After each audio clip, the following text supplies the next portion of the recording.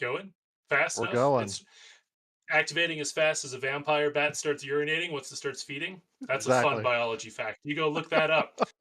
Hey, everybody. I hope that you are as excited as we are. New Flesh Eater Courts rules have leaked, and we've got a group of credentialed individuals here to chat about the rules, give some first takes, and do some thinking. Uh, if you're a fan of the channel, you've seen me here before. I'm Shannon, longtime Flesh Eater Courts player, uh, retired medieval jouster, medieval combat reenactor. So while I have credentials in some stuff, these other two that are joining me today have got a lot more in winning and goodness of a book. Joined by Thomas, as always, multiple golden ticket winner, lover of strange lists. And we've got Wyatt on today. Wyatt is currently the #1 ITC ranked FEC player. Uh, just played a tournament with Wyatt. My only loss, Wyatt taking me down at the top table, going 5-0 with Flesh Eater Courts. And now all those rules are taken away. We've got brand new ones, but we're here to take a look. How are you guys doing this evening? Wyatt. I'm doing great, Shannon. Thank you so much. Super excited to be here and cannot wait to see the new book. Obviously, we sent it off with a bang after our last few tournaments. I've been really blessed to be playing and competing with a very good group of folks recently. And now I'm getting ready to throw all that previewed knowledge and all that learning and everything out the window because it seems like the book has changed a lot now. Right up front, I have seen none of this. This is all brand new to me. I have been avoiding these leaks and spoilers all day, so I'm so psyched to be here and to be seeing all these new rules. It'd be super fun, super fun. Thomas, how are we doing this evening? I'm good. I crammed like a high schooler before a test before we hopped on here. So I have seen it. I though like Wyatt was busy at work. However, I was not. I didn't want to have the stream react because honestly, I'm just trying to run the stream today while you guys are the real feckers. So That yeah, sounds good. I'm excited. I'm Sounds excited good. for this, and I'm excited for Nighthaunt. Fantastic. Well, yeah, we're going to be jumping into that PDF, looking at those rules to kind of help us get a gauge on how we're feeling on stuff, how we're thinking about stuff. We've got a good old classic tier ranker that we'll be throwing stuff into, broken down into very important Flesh Eater Courts sort of categories. So if we feel like rules area, like spell lore, prayer lore, or a war scroll has stayed about the same in its power level, then it has maintained insanity. If it's a little bit better, little buffs to it, little glow up, that has diluted grandeur. But if it's got a little bit of a nerf, like a small adjustment down, that's only a flesh wound. And then, of course, if something is now high stonks, it is drank from the Grail. It has been elevated up to a Grail Knight. Other end of that, if it has been absolutely brutalized by the nerf bat, that is 10,000 years dungeon, and we'll never see that model again, probably. Hopefully nothing makes it there. I see the concern on Wyatt's face, but you never know. That'll be up to this panel of 2 elite player judges and myself to decide. So, I think with that, are we ready to jump in? Let's do it. Rock and roll. Right. Fantastic. Well, let's start with the Delusions, right? So we've got our new battle trait, our new sort of solid stock one. We talked about this a little bit before. We saw the community article on it. But now Flesh Eater Courts, every turn, and it's every turn, not every battle round, they're picking a Delusion based off of your army composition, which, I mean, already I love this because it's given you so much flavor to your army and so much list building to play around with, right? Um, Wyatt, I'm assuming you read the community article as well, right? I did read the community article. I read the article that dropped today about the armies for now as well. Gotcha. So yeah, as we go through and look at the Warscrolls for the different abhorrents, we'll get to kind of keep adding in delusions on this. So I didn't make a delusion one to put on the tier ranker because that's going to be something that'll be sort of an end opinion once we look at everything and we kind of see how these rules interact. The base rule that we get kind of down there on the page, the Glorious Banquet, has that effect if you believe in the solution. And also, mad props to the writers of this book. It's not just saying a rule with like when you select. They all start with if you believe in this delusion. If it's a mirror match, I might have to ask my opponent, like, do you really believe in this or not? I don't know if you get these rules. You gotta believe it. It's part of the rules. But if you believe in the solution, add 1 to hit rolls for combat attacks made by friendly Flesh Eater Courts units that charged in the same turn while wholly within 12 inches of any friendly Flesh Eater Courts heroes. It's got hoops, right? Like there's definitely stages to it, which they like to do with Flesh Eater Courts. They like to keep us in ranges and bubbles and, do X to get Y, blah, blah, blah. But as an army that mostly hits on 4s, +1 to hit is great. I'll take it, right? It's not too Especially bad. Huge. Mm-hmm. it's especially Yeah, good yeah, I in was the gonna say. world of all-out attack, costing -1 Yeah. hit or -1 save. Sure, absolutely, yeah. Exactly. Yeah. Our saves are bad enough. Right? Yeah, that's always an argument I heard for the all-out attack was our saves are garbage anyway. Who cares? We may as well all-out attack, right? So that's kind of a cool idea, and you've got the swap that you're doing back and forth, but it comes with a caveat, right? So other than your first illusion, so top of 1, you roll a dice during the delusion selection stage. And I'm going to look at this again because I always get it wrong. All right. You've gotten it wrong like 3 times. Every time I say it, I get it. I'm under the delusion. I'm totally wrong on it. So on a roll of 1 to 2, you have to change. All right. So we've got our 1 basic one. And then I guess, yeah, what happens if you take no abhorrence? You have 2 basic ones. You also have a splendid Oh. pageant. Beautiful. Yes, there we go. I was about to say, what if I don't want to? But yes. Yeah. All right. So if you roll a 1 or a 2, you got to change. You have to go to your other one if you only have one other one, or if you got more. I mean, technically, maybe you could fit all 9 abhorrents into a list. It'd probably be a little point tight with 3 being monsters. But you might be able to do it. Maybe, your army would suck. It would be awful, but you could. If you roll a 3 to a 4, you have to stay on your delusion that you were last turn. But with the note of, even if it's on the Warscroll of a unit that's been destroyed, because again, we're going to be adding in options for these delusions as we add abhorrence into the army. And then on a 5 to 6, you pick whatever you want. You can stay the same, you can change, doesn't matter. You do what you like on a 5 to 6. What do you guys think of adding this in? Not just letting us be Ideneth Deepkin and do what we want, although we do have the ability to stay, which they don't. So from a lore standpoint, fluff standpoint, I do really enjoy this army rule because it is diluted. It's mad, right? It's the Flesh Eater Courts. Right. They're supposed to be insane. So obviously, the way they play on the table has to reflect that. From a list building perspective and thinking about how you're going to play your army, so I was really down on this rule when I first read it because I missed the line of text that says at the start of any turn. Okay. I thought it was start a battle round, which is why I was really down, and I was like, okay, that is really tough. But now this essentially gives you 10 rolls over the course of a 5-turn game that is going to change the way your army functions. And obviously, as we'll go through, I'm sure I haven't seen it yet, but I know of at least one way that we can have an effect on this roll and have some ability to take out variance. Yep. But I love it. I mean, the ability to switch gears like that from your turn to your opponent's turn, your opponent's turn to yours, if you can have some moderate way to control it, is phenomenal. Now it's just how much control do we truly have over this, or will we all be truly mad? Right, for sure. Thomas, I know you're kind of the king of random. Is this a speaks to your heart sort of a thing, or like a kick to the shins of Flesh Eater Courts players? I think it's only fair to say you like random if you're playing Skaven.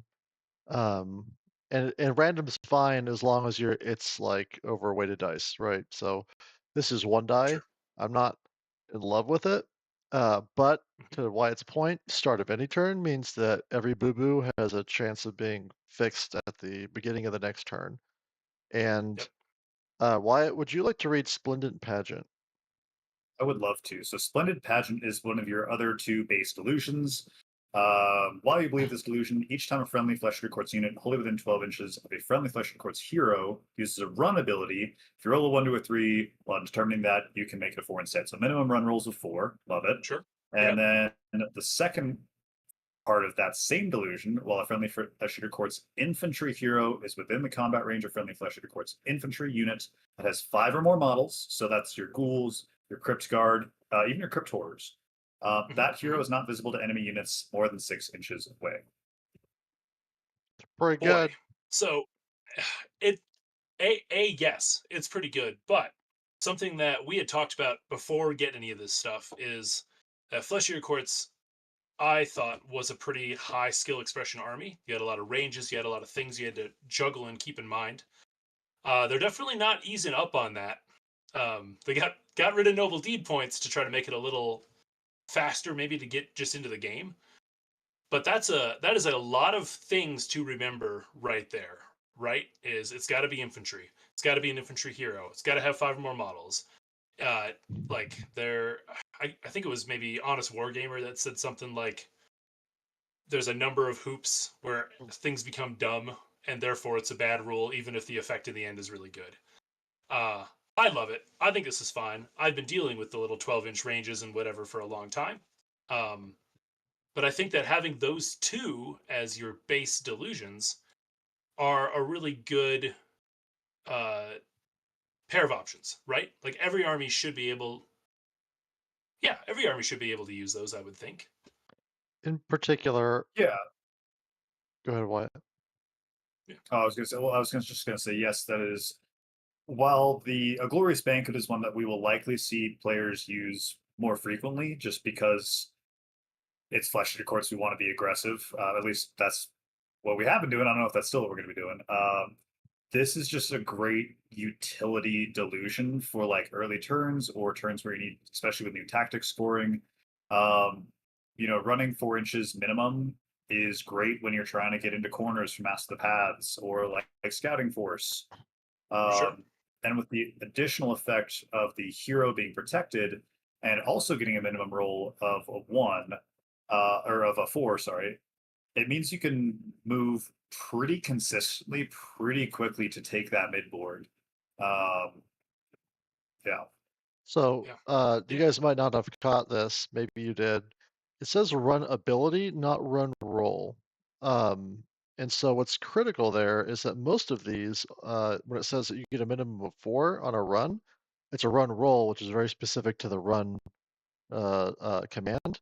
But this is both runs and redeploys. Heck yeah. That's Ooh. pretty awesome. Oh, Oh, yeah. I yeah. missed that. Yeah. Yeah, this That's is strong. it's not All it's right. Minimum it's good. redeploy of 4.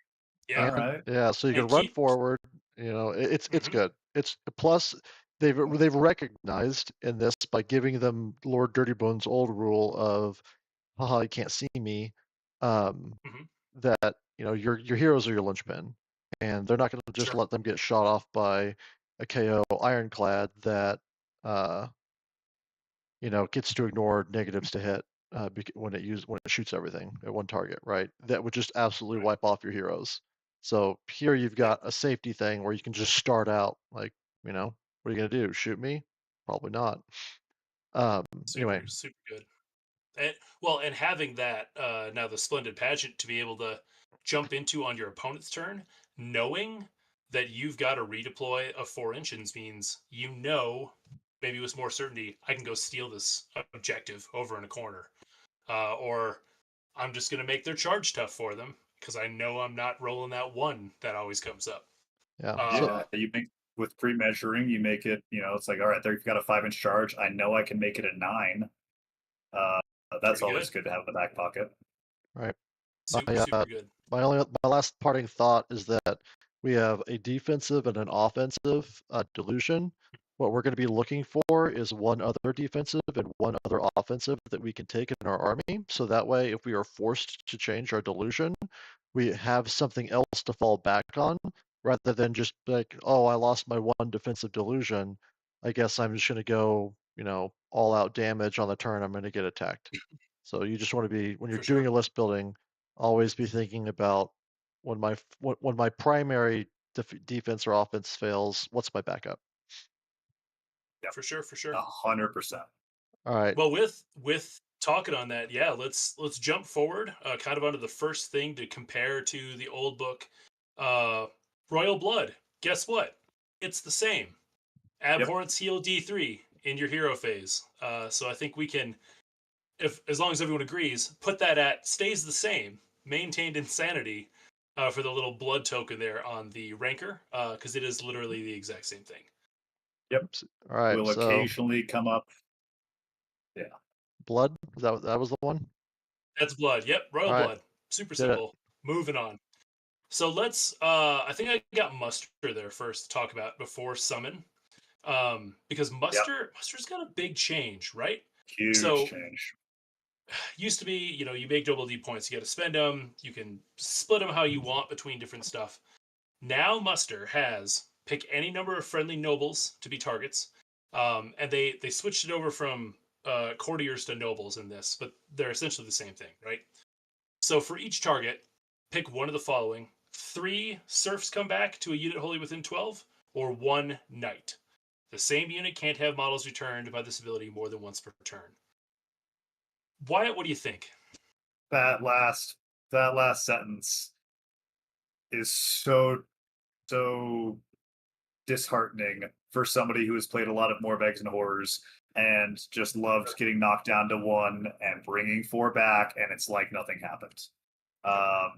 It is likely a good change because spending 1,000 points to kill like 5 Morbeg Knights and then just watching your opponent bring them all back without breaking step is pretty disheartening. But man, that's a big change. Now, I do want one clarifying question: nobles, is that the new? Because again, I haven't read any of this. So is nobles the new courtier keyword? Courtier. Yes, you've got abhorrence Okay. and you have nobles. Those are your two Okay. now. Okay. That is good to know. All right, right on. For sure. Serfs, you get minimum 3. That's kind of cool. Yeah. Yep. Well, you get min max 3, but yeah. Yeah. It's always 3 with that, always 1. I think that this is going to lower that bar of entry a little bit because you're not having to work on generating your currency. You already know you have it. But it also is going to be something to factor into list building. There's no reason to have more nobles than you have units, as far as the recursion goes, right? Because you can't double tap a unit off of multiple nobles unless you're expecting them to die, and therefore you've got backups with you. Um, and depending on where you're using stuff, like what is your noble to unit ratio need to be? Because hopefully and ideally, you're not engaging and fighting with everything all the time all at once, right? You should be picking your fights. We've got low armor saves. You want to be able to be focused on this area, dogpile and something XYZ.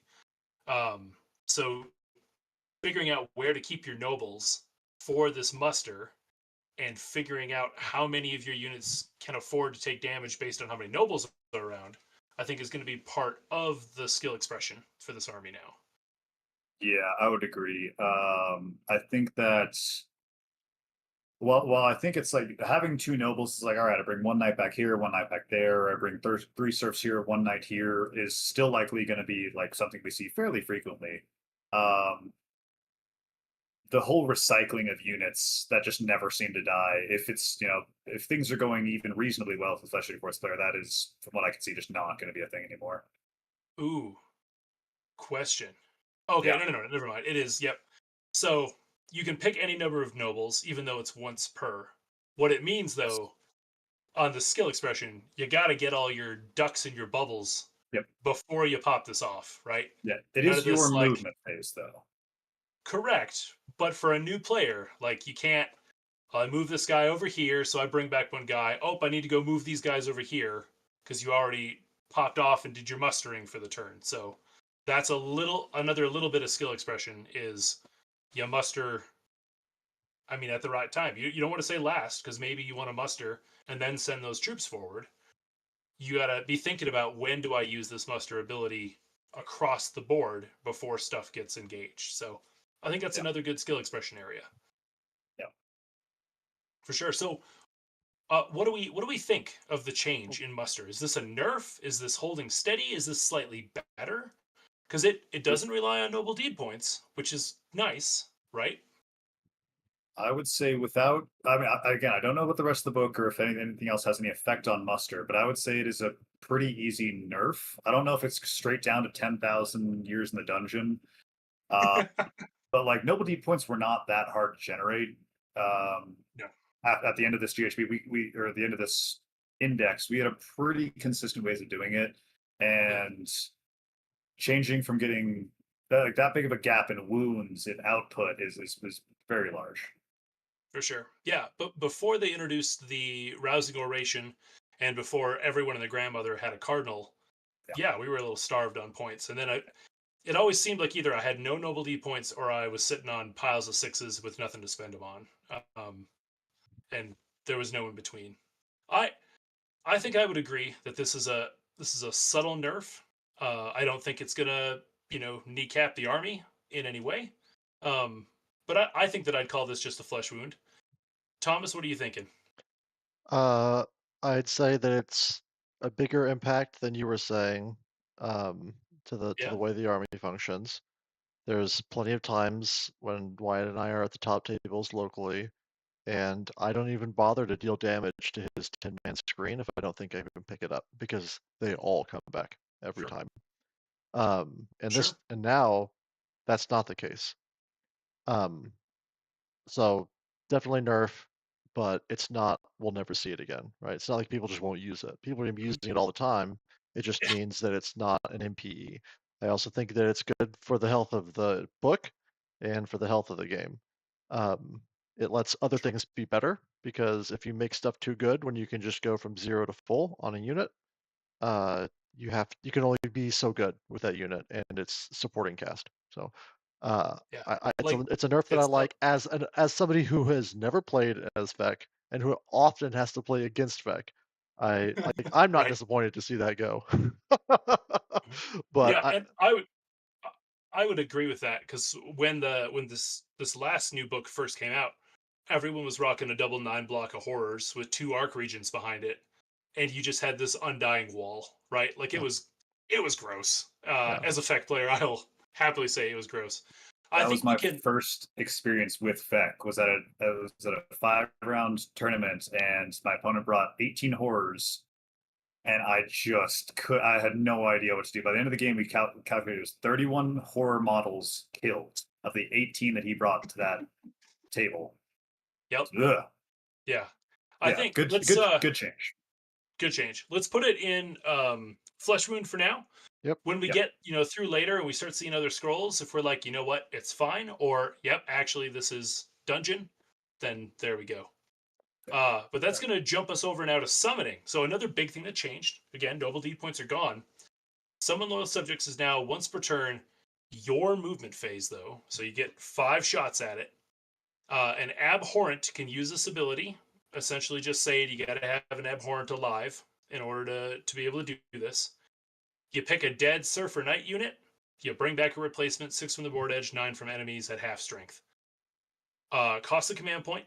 This is a little bit closer back to the second edition book of sort of how things were. But of course, in the second edition, we all just sat in a chair and didn't pay a point anyway. No one cared. Uh, what do you guys think? This is another pretty big change to how it's been running. yeah. Effect. So the replacement effect's the same. Still 6. Still outside of 9. The CP is interesting. It's more in line with what they're doing with the books. Like things are costing CP. There's less army currency. I do think that it was borderline auto to get your 6 nobody points on whoever you stuck in the chair by the start of your second turn. Like it was so easy. So like that was basically like, hey, whatever my opponent's doing, I have another half, half a Morbeg squad, another half a Ghoul brick in the back pocket. This being a CP now means that you have like I am going to be so much more careful with my CP expenditure, and especially any effects that increase the cost of the CP, like the whatever it is from Lumineth, the twins, like the Total Eclipse spell that makes your CP cost 1 extra, or like the Command Core Assassin. Oh, sure. Yeah, That I guess has you got to pick your abhorrent now for that. massive ramifications for this ability. Yeah, Yeah, it's not oh, you that's using huge. the ability; it's your unit. The Yep. Abhorrent uses it, so they can get Bellicord if they're your only one. Yep. Yep. Tough. The other thing is just the rate, right? Hopefully, you don't lose a unit turn 1. So really, you're only looking at 4 turns on bringing it back, and that's going to affect things. My current Feck list functions off of my guys die, right? My whole point is I'm doing scouting force and just bringing them back into your territory. You killing them just gives them 20 inches of movement, really. I can't do that anymore. That is going to be probably a pretty big change in the way I'm going to approach the game. Because, yeah, it's a lot more difficult for them to come back now. Yeah. I would again say that this is a nerf. Is it a 10,000 years dungeon nerf or a flesh wound nerf? It is a pretty significant nerf. Like before, it was just so easy and so automatic, especially with the throne, to get some of those subjects off. I am like the CP. It's yeah. I don't know. I could go either way on this one. Shan, what are your thoughts? I'd put it at 10,000 years dungeon for now. We can look through the rest of the Warscrolls and see if it kind of softens up. Like if stuff seems more survivable or more mobile. Well, now I'm excited. But like I think that this is a very, very big change to how Feck plays. Because if you let's say for instance, you lose half your army turn 1, you now have got to wait like 6 turns to bring back 3 units. 5, I guess, if you get the right double.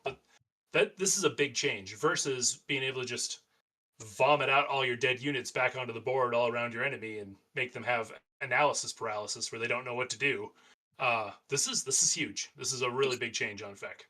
This one page has shown us so much less recursion than we had up until this point in 4th edition. Absolutely. I think the secret is either the recursion needs to have a bigger impact, or the units need to recur less. They need to be better. I agree. Sure, yeah. 10,000 years, like not even a doubt. I can Woo! think of a game 10,000 where years dungeon. yeah, I can think of a game where Wyatt brought back 3 units that I killed in 1 turn. Like game Oh defining. yeah. My I Stephen, my remember Nighthawk Wyatt. opponent. For you, it was just a Tuesday. For me, it was the game that I will Yeah. never forget. Yeah, I didn't This, win that game though. This last tournament that we were at, my Nighthawk opponent, I did the same thing to. Last turn, brought 3 units in from all around the board and sat on objectives. And yeah, I don't know if you guys remember, but when a Nighthawk player is walking around the tournament scene, cursing out the rest of death because death has too much recursion. Maybe we had too much recursion. Yeah. We had a lot. All right. Let's move on to Feeding Frenzy. Yeah. We'll jump on here. Let's get cracking. We need to finish. We're not even past the first page yet. Yeah. All right, No, for sure. Yeah. Go for it. Once per battle. Once per battle. Already hate it. Already hate it. Pick a friendly Flesh Eater Court's hero in combat for it to be the target for the rest of the turn. Add 1 to the attacks of melee weapons, including companions. Thank God they had that. The Warcom article did not, and it was driving me nuts. Used by friendly Flesh Eater Court's units while they're wholly within 12. Just, I don't know what else has changed, but like that is such a easy, straight to 10,000 years in the dungeon. Yep. Massive, massive nerf in terms of our output. Yeah, hands down, the weakest version of Feeding Frenzy that's ever existed for the Flesh Eater Courts. That is super, super rough. No more are you just like giving it to everybody across the field with Oosh. You're now a single little bubble off of a 12-inch, you still got to figure out where your characters are and all that. You got to hope that your characters land their charges right or you've done your movement right, and you get it once. Yeah. Yeah, it's a yikers. I agree. It's 10,000 years in the dungeon. Your hero has to be in combat. We do not have a lot of heroes that like to be in combat. You're only getting it for a single combat phase, and it has to be wholly within 12. Yep. For everybody like myself who's only ever played the army when Ushoran was putting out that 24-inch bubble, that is just so restrictive. It is. And even like again, the list style that I was playing was lots of little stuff all over the board. Yep.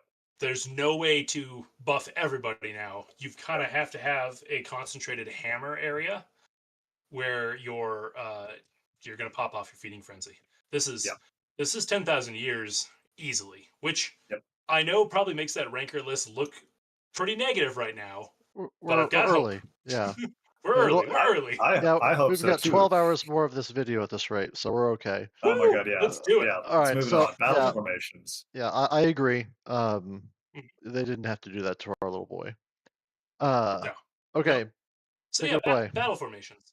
Yeah, battle formations. I mean, if we're being honest, the battle formations in the last book were awful, right? You had one that people took. Maybe Ghoul Patrol was the other one that you took. So anything that they do should at least be neutral, if not better. We've got 4 options now. We got the Knightly Echelon. Pretty great. Add 1 to Ren characteristics of knights that charged, but on the same turn and while they're wholly within 12 inches of friendly flesh-eater courtier. So again, you got to have the caveat. You got to have a babysitter. Horrors, traditionally already need their babysitter and etc. But Rend 2 Morbgheist Knights is pretty cool. Rend 2 Horrors, Rend 2 Flayers, pretty awesome. Not too bad there. Lords of the Manor staying pretty similar after the nerf to the ability. So if an ability returns at least 1 slain model, so that's both mustering and rallies to a unit that is not in combat. So it's not serfs don't even get this now in combat, which I guess that was the same after the nerf. You can bring back a free serf, or on a 4+ you bring back a knight. Why is it still on a dice roll? I hate it. Because they really don't want us to do recursion. Oh my god. They want us to be we run in there and fight them and do lots of damage, not a recursion. Yeah. All right, moving on. Moving on. Royal Hunt. Once per turn, end of any turn. So end of every turn, once per turn. You pick each friendly serf unit in combat. They do a pile-in, and then on a bad D3, they do that much mortal damage. Really similar to the Seraphon thing with Crocscore or whatever. Sunclaw Star Host, I want to say. Yeah. No, not something like that. Not what we want to be doing. Lazy. Royal Menagerie. Yeah. I'm gonna get this one too. Royal Menagerie, indulge my pretties, effect well a friendly non-hero. Flesh monster beast holding than 12. The non-hero can use a rampage ability, and unfortunately that ability has already been used by another friendly monster. So double rampages. Okay. Gotta see what they are. If that non-hero unit charges the same turn, the unmodified charge roll is a 9+, it has strike first. For the rest of the turn. Not double. Infinite. Unlimited.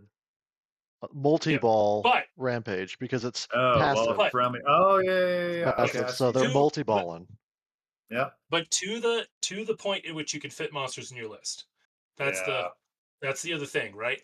Especially which our monsters. I mean, they've been making them cheap, so maybe. However, the good part of it is random.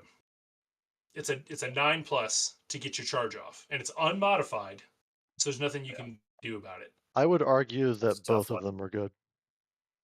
Like, one of the problems is that a lot of these monsters have a once per army rampage on them, and so you can't spam them. Sure. Just look at Skaven; they suffer from that big time.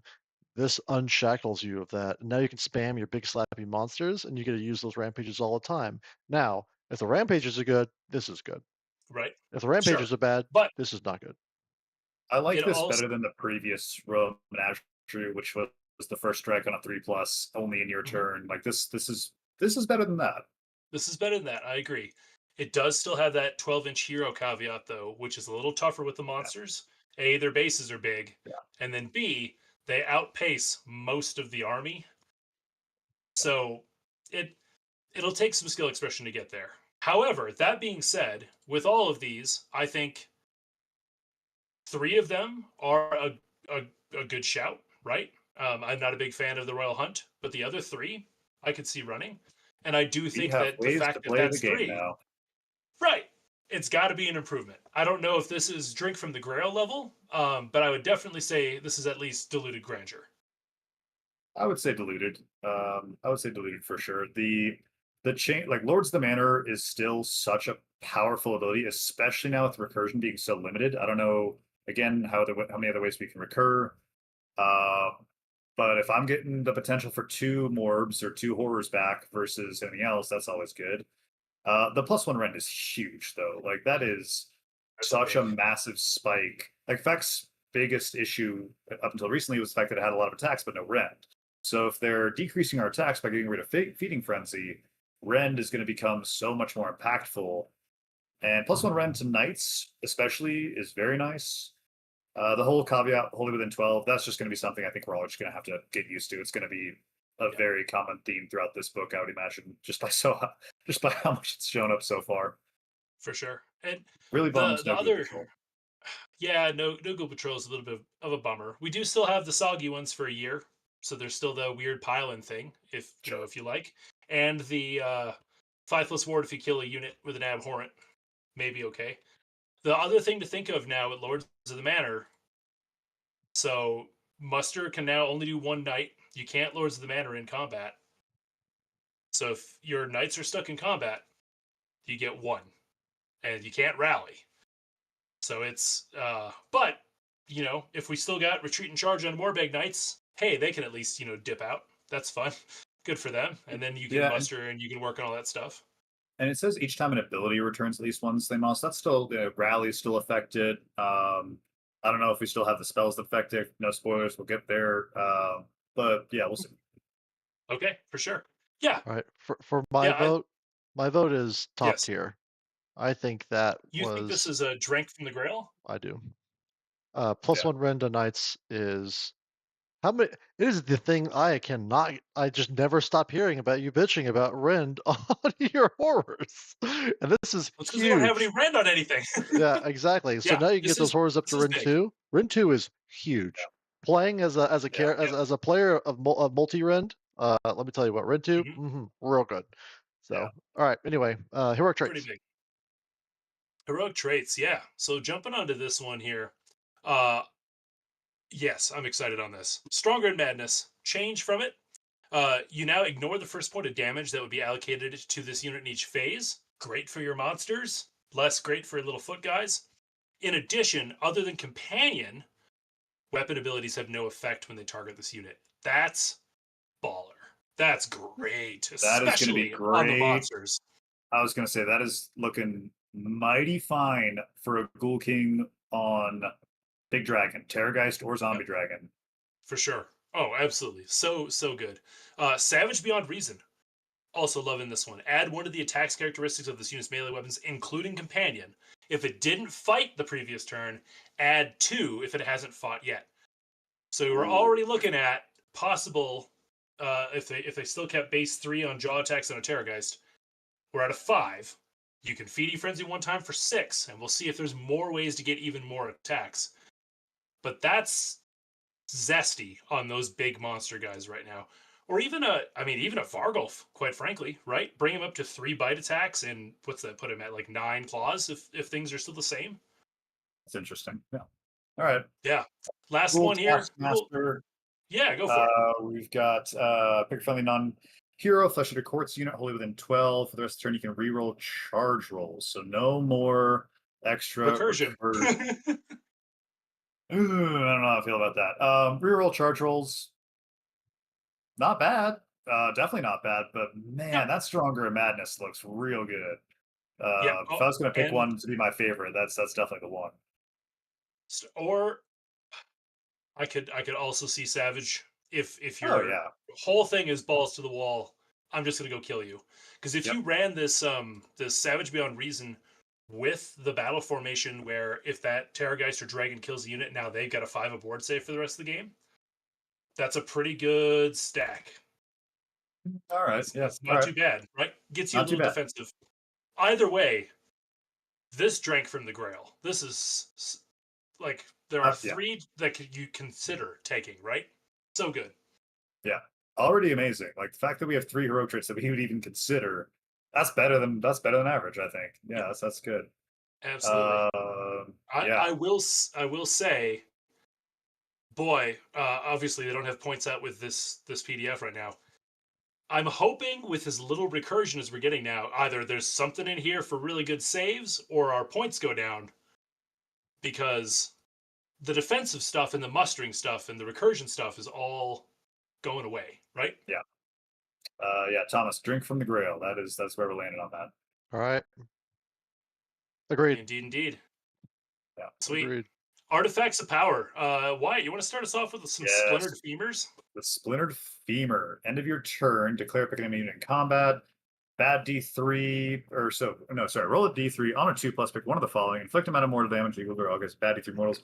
Subtract 1 to the target's power to a minimum of 0. That could be really interesting with the High Falcon or Felgrin thing that got spoiled. That's interesting.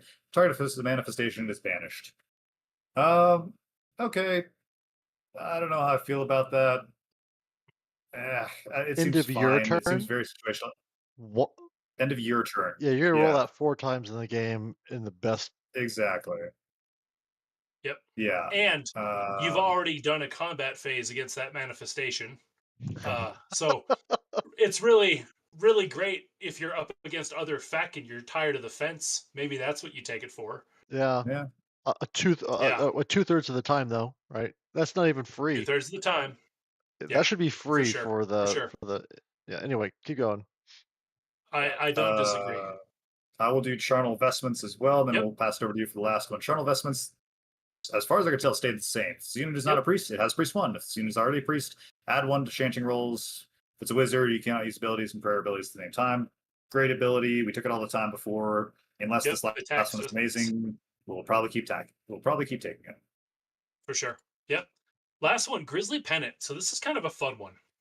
If the unit charges this turn, pick an enemy unit in combat with it to be the target. Roll a dice. If it is greater than their control characteristics or a natural 6, you subtract 1 from the hit rolls for the target's combat attacks, and add 1 to hit rolls made by friendly units that target that unit for the rest of that turn. Not This I love. bad, right? Not bad. That is if we're great. down And on again, Feeding Frenzy, we need more ways to hit better. Yep.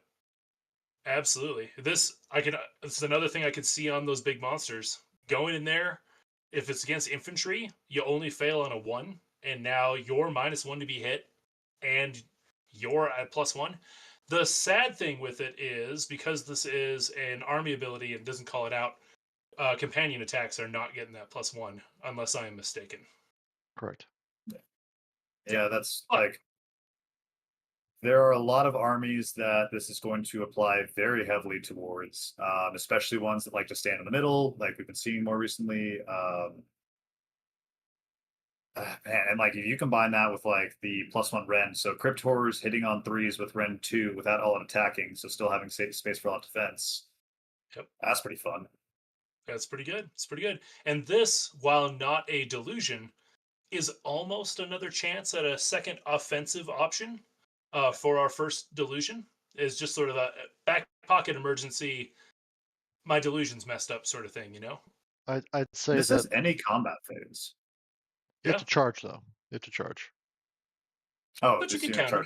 Yeah. What's important, in my opinion, is that you combine this with the 1 base delusion, and then you get rid of somebody's -1 to hit, which is something that I used against Spec all the time. Yep. Absolutely. I would also put these things in Drink from the Grail, because again, there's options versus here's the one that costs 20 points. I mean, or I'd say would you there's like 2 options. It's a strict you're upgrade. right. You're right. Yeah. The Splinter Femur. I would say Diluted Grandeur makes me feel a bit better than just straight up. Let's do that. Yeah, let's Diluted Grandeur. You're right. Because that femur is with these 2, no mistake that. It's literally just a splintered femur. There's no delusion. That's all it is. All right. So jumping out of the spell lore, pretty interesting here. A couple little subtle changes, some big changes. We got the Drain Transformation, still our unlimited spell, still cast it on a 6, still the same range. Does the exact same thing, which is awesome, right? Charnel Feast, amazing. cast it on a 6. picking an enemy unit. However, it only brings back serfs now instead of infantry. That's a big bummer. Fixed it. They fixed it. Yeah, nobody. Yeah, They- that was pretty good when you were turning horrors. Right. Yeah. So instant downgrade, but hey, you got a little chippy damage, right? It's D3 mortals, and if you get ghouls back, that's icing. Cool. And then Miasma Madness 7. Full rewrite for this spell. Picking an enemy in 18. They every unmodified hit roll of a 1 does a mortal damage back to them after the fight ability is resolved. So this is now our version of a horde killer spell, which we never had before. Really good against like the popular armies right now, like Witch Elves spam, Skaven Claw Hordes. Help me out. I mean, heck, even against like anything that's got a lot of attacks, like Iron Jaws. Sure.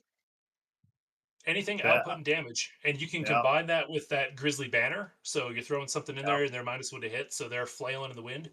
Combine it with the Stronger in Madness, where they're not getting their extra weapon abilities, but those ones are tapping them. And we don't have to roll 7 stupid dice and find out what the spell does. Yay! I really am gonna miss that because honestly, applying debuffs is always a good thing. So I'm bummed that we don't have a debuff in our spell lore anymore. Mhm. But this is, I mean, to be fair, the number of times when I actually got the debuff off versus the number of times I did like a mortal wound, this is Right. strictly better. Although Strictly better. not like Miasma did go off on a 5 before though. This is now a 7. It's true. That's true. But I think that overall that's going to be better in the right situation. Yeah. And we're mostly wanting deranged transformation anyway. Yeah, this is. I would still put this in whatever. Not Deluded Grandeur. I'd still Deluded say that this is Grandeur. an upgrade. Yeah. Even with the little nerf Really? Charnel Feast. Really? That's I'm the only fascinating. one that Yeah. did the Charnel Feast horror thing. I I think Deluded Grandeur is fine for it. Like, I'm sad that horrors lost that, but they really don't want us doing recursion, is what I'm getting Yeah. from this. Like, that's got to Especially be on written Night. on the inside cover. 2 cents of the person who's going to have Miasma of Madness cast on him a million times for the next 3 years. I don't like it when you are asking your opponent to remember something, because I never remember these rules when it's my rule. Like, I can count on one hand the number of times I've remembered to do stuff like this for my army. I think that what's going to happen is everyone's going to roll the dice, and then you're going to be like, "Oh yeah, you had Miasma of Madness." Are you going to ask them to re-roll it? Like, it just creates a weird table. This Big token. Real big yeah, token. I was gonna say, my big box of tokens for this army definitely is gonna include like a twice the size one for Yeah. this. Something that like Yeah. is 'Cause, on a like, the stand because they'll need it. I'll need it. Extra Like, Terra number Ghost of- bottle. I'll need it. Do it for me, guys. Yeah, the number of times I've seen a Stormcast player roll their save rolls and for like their reclusions, and they'll be like, "Wait, how many ones did I roll for my Memorians?" No. We're getting a big token for this Miasma. Absolutely. All right. I want to. This is where we shuffle it up a little bit because I think that since we're talking and casting and magic stuff, jump over to the manifestations before moving on to prayer. Okay, I'm into it. So, doom. I think casting wise, we did get a little bit of difference here. Let's see. That's right. Here we go. Yeah, we leveled out. Yeah, Barricade's now a 6. Corpse Bear Stampede's a 6. Everything's a 6. Hey, that's easy. Hey, I love that. good. That's great. Nothing else changed though as far as casting stuff. Just the values are all 6 now. But if we jump over to the Warscrolls, starting with the Barricade, little changes, subtle changes, right? Nothing too bad. I'm sewing. You guys might have a different PDF than me, but Cadaver's Barricade. save. Oh. Yeah, save went down a little bit. We're a 5+ now instead of a 4+. Whatever. Banishment's on an 8 though, which is spicy. That's pretty great. And then the rules stayed the same, which is awesome. Yay! Right? I'm gonna So- miss God casting damn it it. on a 6 in my opponent's turn. But the fact that it's still the same effect is I've won so many games on that half Oh. movement. It's so good. It's and so enemy good. units Yeah, no run, no retreat, half move. In terms of a tactical spell, essentially, Yep. it's everything you want. Yeah, 100% shuts down Mega Gargants. What did it used to banish on an 8? No, it was a 7 No. before. It's an 8 7 now. before. Yeah. That is It's an Yeah, 8 now. really It good. casts at 1 higher though. That was like the best thing about it was the fact they cast on a 5. That was amazing. But Yeah. yeah, Sometimes- banishment on an 8, very good. Sometimes a 5 is really hard to roll, though. So it's the same thing with the 6. That's true. All right. So barricade it up. I want you to take Corpsemere Stampede. Oh, please. Oh, Because please. it's pretty sweet. Did they change Go it? for it. Oh, They did. I love it. They I did, love the they did. horses. Okay. 10 health, 5 up save. That's all the same. Banishment on a 7. That's the same. Yep. Movement Move 12. same. Okay. All right. Corpsemere trample. Crit 2 hits. Yep. Already better. 6 attacks, 5 3s. They rend 1. They have a rend. Yep. So All they're right. So down they attacks, lost. but up So yeah. So they lost 4 attacks. They got crit 2s and they got a rend. Mhm. Okay. Moving on. Trampled underfoot. Yes. Your charge phase. Declare this manifestation. Pick. Oh my god. This is a paragraph book. and a half. Sure All right, is. pick a point on a battlefield edge to be the target, then make a stampede roll 2d6 and 1d6 throw for each battle round that this manifestation has been on the battlefield and has not been banished. Okay, 2d6, 3d6 in your next turn. Okay, already I'm losing this. Right. The manifestation can what move a it's saying distance up to its value. Say for a straight line towards the target. So you pick a corner, you charge toward the corner, and you roll more dice depending on the battle round. Okay, so far so good. It can move through combat range of enemy units. It cannot end. Yep, all the usual rolls. Roll a d3 for each that is passed across on a 2 up, inflicting an amount of mortal damage. So that's a bad d3, just like it used to be. In addition to this beneficial charge, add the value of the stampede roll, the attacks characteristic of this manifestation, Corpsemere trample for the rest of the turn. What? You could be doing Oh, 6 plus 6 Wild. d6 attacks with those This horses. manifestation just like maybe eclipsed the barricade in terms of usability. It didn't. Barricade's still the best manifestation in the yeah, game, yeah, in my yeah, opinion. yeah, Yeah. But Yeah. wow. So assuming you cast like this is so often something I cast in turn. So previous iteration, it was a teleport screen. It's a Right. great big base that I use to cast in turn 1 and leave it in my backfield. Now though, Yep. you still cast this on turn 1. Turn 2, it makes a 3d6 charge. Let's say you roll average, you get like a 12. And now it's getting 18 attacks with crit 2 hits, 5s, 3s, -1/1. Yep. That is spicy. And that's Cool. only on That's turn awesome. 2. And Wow, it's- this and thing is great. it's It's fun. hilarious. Right? It's I fun. want to That's play that's Feck now. crazy. I want to play Feck so that I can play pinball with my nenes. It looks amazing. Is it going to win games? Probably not. But it's every No. turn. Every turn means that you get this off round 1, and if they don't get rid of it until like round 3, you could be rolling a 7d6 charge, and then moving across the board towards any battlefield Oh, you're- edge. No, Is it's it- battle round. is it not turn? It's battle it's round. round. Battle Oh, round. I'm sorry, Okay. I got it wrong. It's Yeah. round. Okay. Yeah, I that would be insane. yeah, I don't. Still, the It wouldn't even potential be for that amazing. 66. It'd be fun. No, but on turn 3, you cast on turn 1. On turn 3, you're rolling 4d6. Like that is a Ghoul levels of attacks from a manifestation. Right. So fun. If this So lore fun. isn't 20 points, I will dance a jig. Hey, we got a couple months before the first scroll.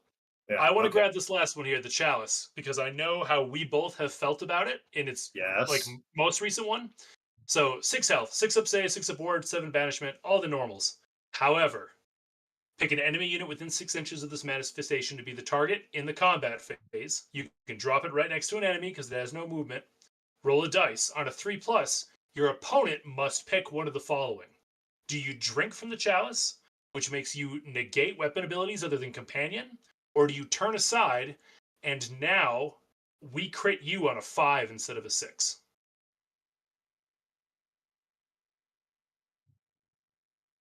It's another fun, weird one. But depending on how crits go off here, and in response to like the horses, they've got crit 2 hits. Ghouls have got crit auto wounds. Horrors might still have crit auto wounds. Doing that on a 5+ instead of a 6, or they give up all their weapon abilities. you're making them make a choice. And I always find that whenever you put an opponent in that situation, they put an undue amount of effort into stopping the spell and saving unbinds for it because they don't like being put in that situation.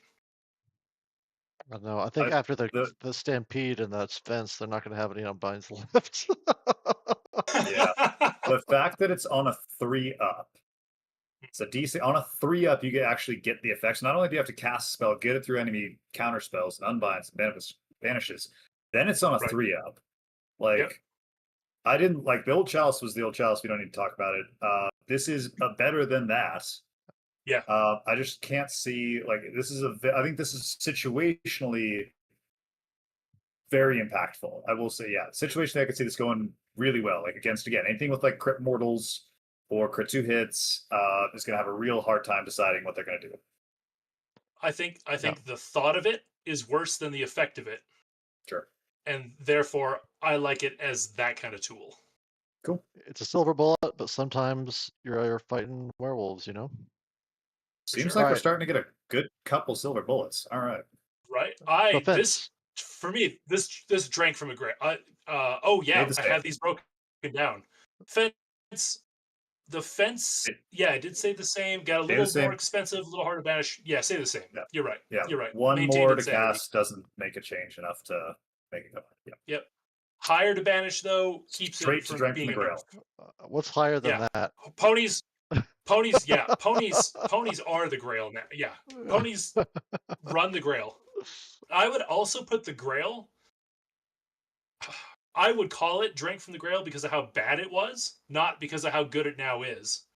But That's if we want to fair. go off of that, we could call it just diluted grandeur. I would say diluted. Yeah, that the 3-up to actually have an effect makes it diluted. I agree. I think that's fair. Sweet. Let's jump over back to prayers now. So back Oh, up towards the top. Before we do that, we're already Yes. down here. Do we Yeah. want to talk about the chair? Oh yeah. Oh yeah. Let's talk about the chair. So Wyatt, as someone who has only known the chair as a noble deed point generator, I would love for you to read that scroll. Oh, touch. Thank you so much. All right, still 10 health, still on a 4-up. Your hero phase reigning champion. If this terrain feature does not have a steward, pick a friendly flesh or steward within 3, and not in combat, place target in the terrain feature. Okay, steward of the realm. Your movement phase, duty calls. If this terrain feature has a steward that is not placed on it this turn, set up the steward on the battlefield wholly within 6 and not in combat. That's all the same. Your movement phase, ruler of all day survey. If this terrain feature has a steward, pick a visible, friendly, non-flesh or quartz unit. Okay, hold on. If this terrain feature has a steward, pick a visible, friendly, non-hero flesh shooter quartz There you unit go. to be the target. The target can move D3. If the target was set up this turn, it can move D6. Cannot move into combat. Okay, so already out of the gate, you're getting an extra D3 movement on anything that's not a hero. Yep. And then D6 if it's in your movement phase, so you can spend your CP, get back your unit in their back line. Yep. And they just have to be visible to the hero, which can be tricky sometimes, but not too hard to set up. And then you just get to move D6. That's and fun. You get to pick that vision from the chair. Yep. So your vision should be pretty good. This is Yep. you get carrion call for free. You don't have to cast it. Yeah, that's very good. Elastic Steward of the Realm. Let's see. This is all just the normal stuff. Okay, so yeah, you can't get out. You can't use move. If it's destroyed, you have to inflict D3, then set it up. Okay, so they've replaced Noble Deeds with Carrion Call, the spell from the index. Okay, yeah, that is So free movement is free movement. Free movement is free movement, and this applies to setups. So it's not just when you come back. Anything like the like the Flare Hero Transport. If you've got the Deep Strike Dragons coming down, you don't have to worry about a spell. You now know Dragon comes down, drops 9, moves D6, right? Any of that kind of stuff is spicy. That is great. And you get it for the cost of keeping your hero safe from getting shot for a while until the chair gets blown up. We were going to put somebody in the chair anyway. So right. It's interesting. Like obviously this is obviously still a reason. It's a lot like the Stormreach portal now, where it's just movement shenanigans. The chair is very low volume. Like it does not take up a lot of space, so I'm never like struggling to find a place to fit it. Right. there are a lot of situations where this is going to come up. Like this is going to come up a lot and be very useful a lot. Yeah. Yep. So I would I call dig it. this noble lust. We've got There you burger go. lust, we've got murder lust, and we've got noble lust. Noble And lust. the horse spell got to be horses gone wild, right? Okay. When that stuff's Oh, on the yeah. table, I'm gonna be calling it horses gone wild. For sure. I think Yeah. I think it's amazing, right? It's murder lust, but all you have to do is be sitting down. Yep. Yeah. I would put this. I would say diluted grandeur only because what we have to compare it to doesn't exist anymore, right? Yeah. Like it had to do something new. I think the chair is awesome now, and this is exactly my kind of play style. I love the stupid little movement shenanigans deep in enemy territory. This is great. All right. All right, Switch over to the web. prayer. Uh, Yeah. is it Drank from the Grail? Diluted Grandeur? I mean, it was already doing a lot of Diluted work. grandeur. Yeah, it was already doing a lot. Well, actually, if we compare it to the fact that like what it did before versus what it currently does, I would say it didn't get any better in that way. Okay. So I would say sure. it maintained its effectiveness, it's just now in a different way. Yeah. Yeah. Okay. Yeah. Maintained insanity. Sounds good. All right. Prayer lore. Yeah. First off, I love that our new unlimited one is excommunication. That is the best possible name for a based off of Catholicism in the medieval ages punishment thing you can throw out. That's good. And also look at that, a 4. We got 2 4s and a 5 now instead of 3 5s. That's amazing. That's great. That's good stuff. Drank So from the good. Grail immediately. Bam, Yeah. right to the Grail. Chanting roll, enemy within 18, blah blah blah. Tell the start of your next turn, ignore positive modifiers, and if it was a 10 up, no wards. Suck it. That is great. That 10 up is interesting, but no positive modifiers. That is awesome on a 4. Wholly It's within another way. Yeah. No, not wholly, just within 18. Yeah, just within. It's another way for us to like compensate for being generally a low rend army is deny them all at defense. Yeah, good stuff. I think that's pretty great. Super, super good. Trial Conviction stayed the same, except it's on a 4. Can I take it? Yeah. Can I take it? It's the same, but it's on a 4 now. It's so much better. It's so much better now. The fact that we still have it. Oh, no, sorry. No, it did not stay the same. It is now wholly within 12. It was, I believe, wholly within 18. It was an 18. Yeah. I will take that reduction if it is now on a 4 up. I will take it.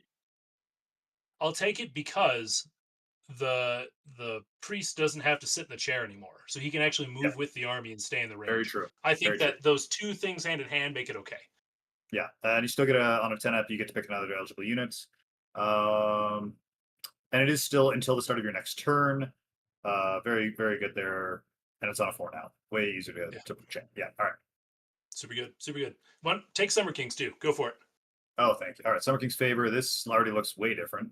Flesh Quartz Priests. Pick a visible friendly Flesh Quartz hero. Wholly within 12. You cannot pick Nagash to be the target of this prayer. Great. He doesn't belong to Flesh Quartz anyway.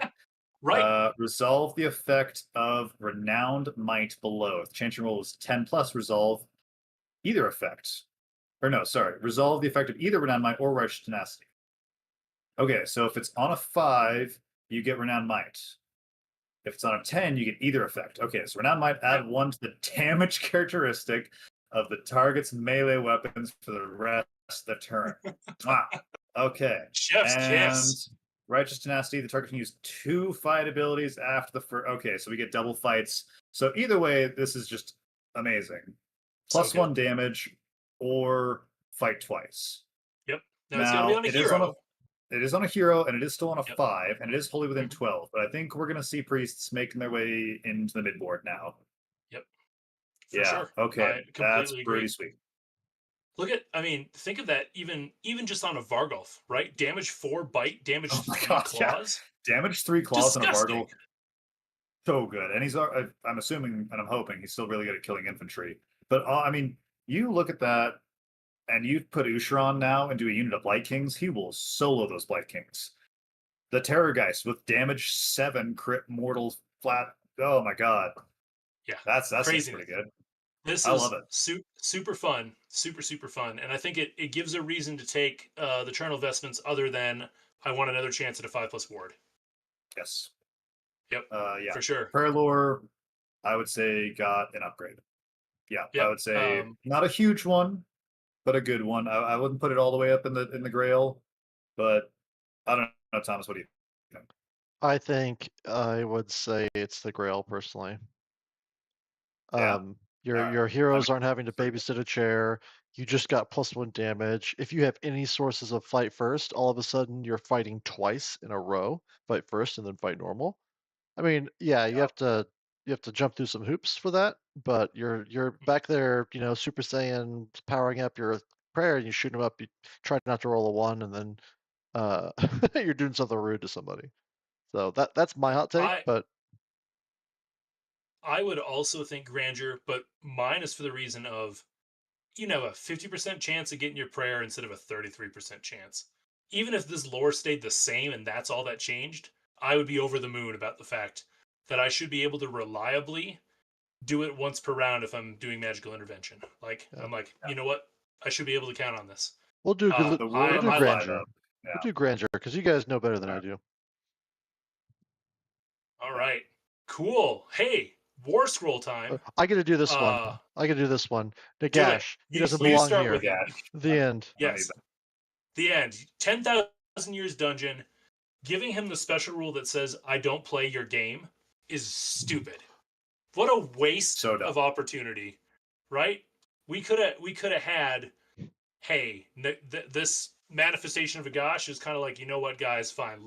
You want to go nuts, let's get nuts. And it could have been something awesome.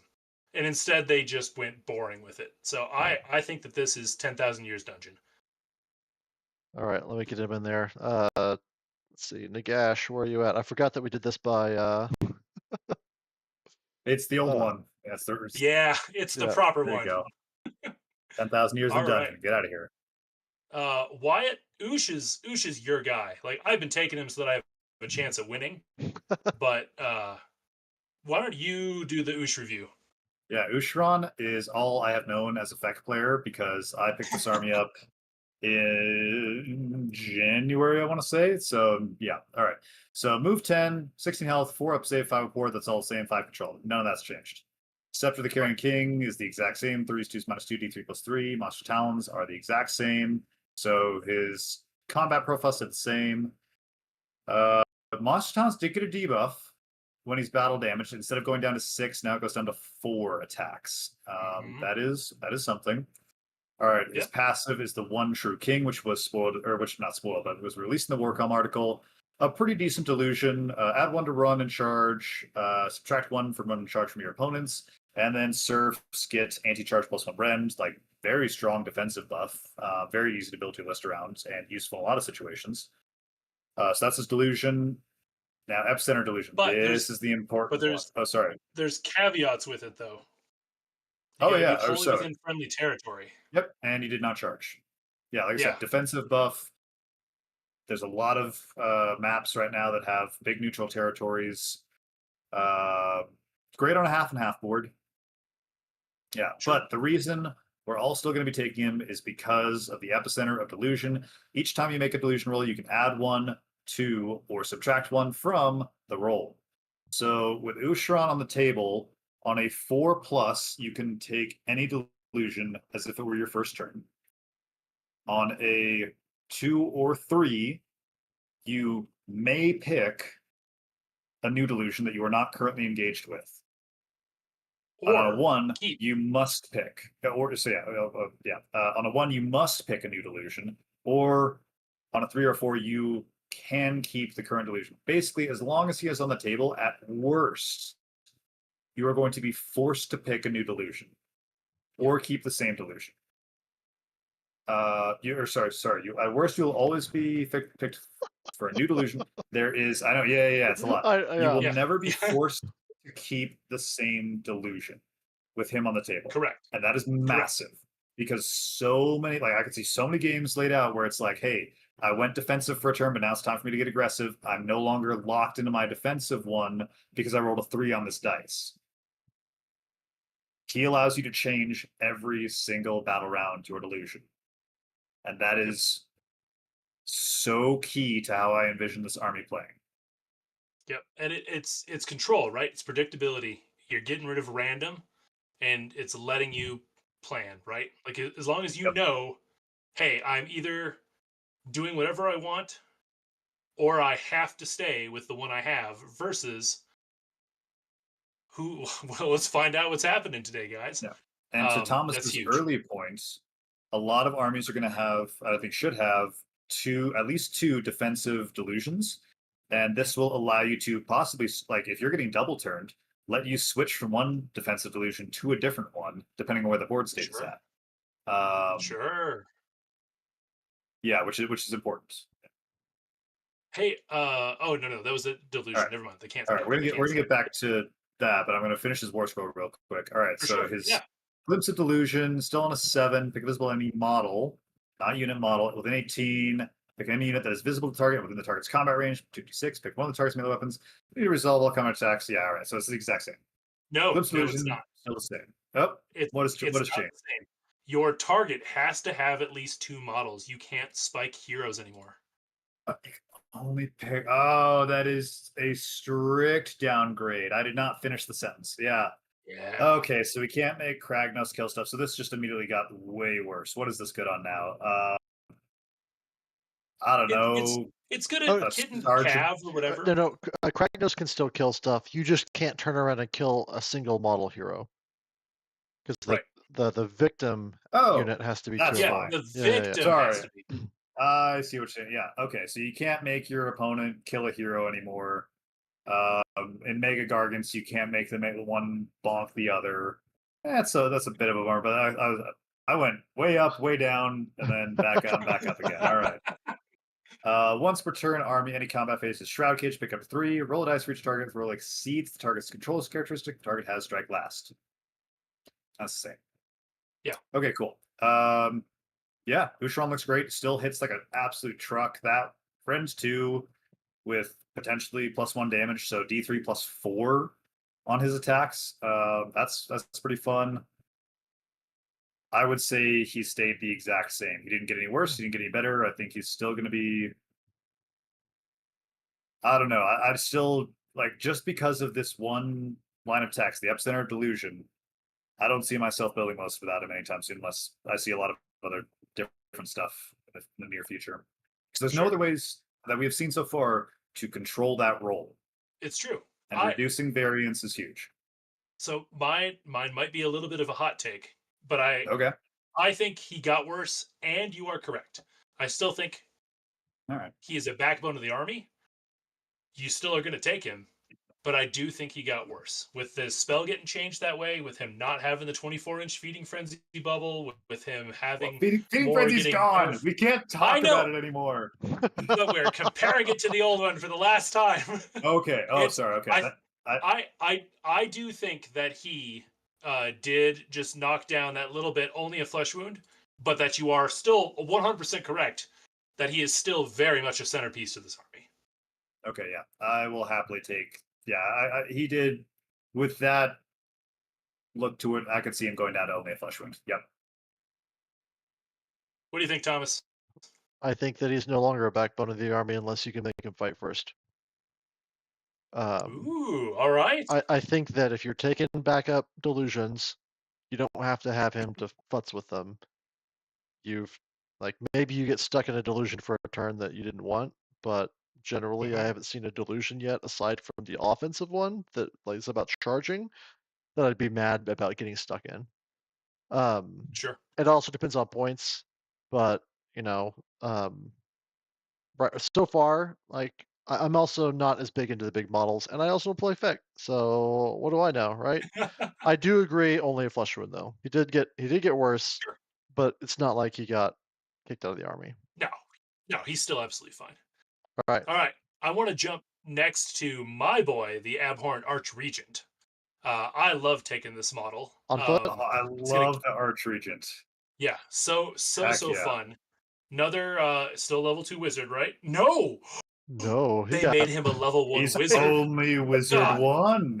10,000 years dungeon. I don't even. No, okay. I'll read the rest of the scroll. But oof, drop down to 5 health. That's another big one. Oh That's wow, wasn't he I mean, 7?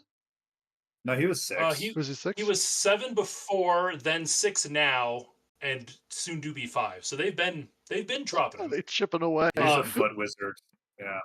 But he's got a pretty good delusion here, right? We want a defensive delusion. Here we go. -1 to hit rolls for shooting attacks against Flesh Eater Quartz units while they're within 12 inches of a hero.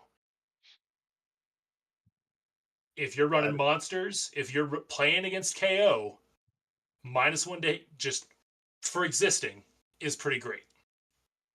Obviously matchup dependent, right? Very matchup dependent. But in those matchups where you're up against elves, KO, I guess that's about it. I was going to say, there's not. For sure. And remember, this War Scroll, knock on wood, will last longer than this GHB too. So once we're cutting down on obscuring and all of that, I think it gives you another defensive option. Final thing here, Countless Servants. Same as it was. Roll a dice, 3+ for a target unit wholly within 12. You get to add in 3 serfs, or you get to add in 1 knight. So here is another form of recursion that has been primarily stripped out of this army, but we still have it on this guy. It is on a bad D3, which does suck. But he's not banished to the chair. It's not a bad D3, it's a bad D6. Oh, you're right. So it's equivalent to a bad D3. Yeah. Why would they do that? That seems so weird. All right. Yeah. Whatever. I don't. He had better be 110 points. Yeah. Right? They did my boy dirty, making him a level 1 wizard. He's gonna be 150. Pretty bad. He's gonna be 150. They're gonna value this like you're taking the recursion subfaction. Sure. They're gonna tax us for the chance to come back. Right. I will say, with the delusion to hide a hero, or to hide heroes, I believe it was one of the core delusions. This guy could be moving up into the front line. Like I'm just seeing more heroes moving up into the front line. Right. Yeah. Which is good. So I would also say Flesh Wound. I didn't notice that Wizard 1 before. it's the first thing I borderline. I'm borderline looking at 10,000 Years Dungeon, quite frankly, because we have a lot of level 1 wizard options that do other stuff besides a bad chance at recursion. Well, why don't we come back to it at the end and see if we want to move around. All right. Yeah, let's. We'll just stick him in Flesh Wound for now. We can drop him later if we need to. Yeah, I don't know if you wanted to move lined up for next. Was he a 5-up save before? He was a 5-up save. Yeah, he was a 5-up. All right. Goremain. Is it Goremain or Cardinal? It's definitely the Cardinal. Okay, let's grab Cardinal. Wyatt, do you want to do him? Sure, I've taken the Cardinal in a lot of lists. As soon as I find this guy, there we go. All right, here he is. Cardinal, 5 health, 6-up save, 6-up war. That's all the same. To control the cross, his little bonk stick is a wizard, so he gets 3 attacks, force 3s, no rend D3. All right, banishing Priest 1. A Turchi. Yeah, well, I'll get there. Okay. All right, priest. He's still a priest 1, and with that new prayer lore, that's pretty good. All right, well, you believe this delusion. So this delusion, add 2 to banishment rolls. Friendly Flesh Eater Quartz units. Okay, friendly Flesh Eater Quartz units have 4-up ward against damage points inflicted by spells, prayers, and abilities used by manifestations. And as long as this unit is more than 6 from all enemies, add 1 to chanting. There's Ipsum Lore text up top, and then the real rules at the bottom. Yeah, the +1 to chant is why you'll be taking this guy, not the yes, 4-up ward, amazing, but it's only against spells and prayers that are doing maybe D3 damage. No, we're fat. We eat D3 damage for breakfast. So he's priest 1 with +1, +2 with the artifact. I don't know why I put it on him, but that's kind of cool. True. He's always going to be more than 6 unless he's dead. So he's just permanently +1 essentially. I would say he did not change because of how he's effectively the same unit. Instead of giving out noble deeds, now he's +1 of chain. Yeah. I would say he's the same. Yeah, I would hold there. I value him about the same as I'd value him. Now, Thomas. would it change your mind if James Workshop highlighted the splintered femur bone on his model, encouraging you to take that amazing artifact? No. No? Oh Okay. God, yeah. That Also, is if super weird. if I'm looking closely, I don't see any splintering in that femur. That looks totally intact with a nice Not a round nice femoral head. All right. Next up is the Ghoul King on Big Rock. Oh, Terrorgeist? Or no, Jumpy Rock. Yeah, Ghoul Jumpy King on Rock, Jumpy big old rock. Oh, Ghoul King? Yeah. Oh, tell me he's playable. Let me here. I'll grab this guy. Let's see. Okay, 5 health, 5 save, 6 move, 2 control, all the same. Fighting, attack, same thing. Anti-hero +1 rend. I think that's all the same. His delusion is the code of honor. While you believe this delusion, add 1 to the damage characteristic of melee weapons used by non-unique Flesh Eater Courts heroes for attacks that target an enemy hero. Well, it started cool, and then it got really hoopy and really specific towards the end. Vassals to arms, once per turn, army, reaction for declaring a fight. He can chain fight with serfs, and they get +1 to wound. I mean, I wouldn't build a list around it, right? Like, I wouldn't sit there being like, oh man, my Crypt Guard are going to be so powerful now being 4s and 3s instead of 4s and 4s. I know it helps, but the problem is that if ghouls stay the same, they have crit auto wound, so you're kind of like having your 2 rules fighting each other there, right? You're taking away from the wound pool and then adding in. Is he a wizard too? Nope.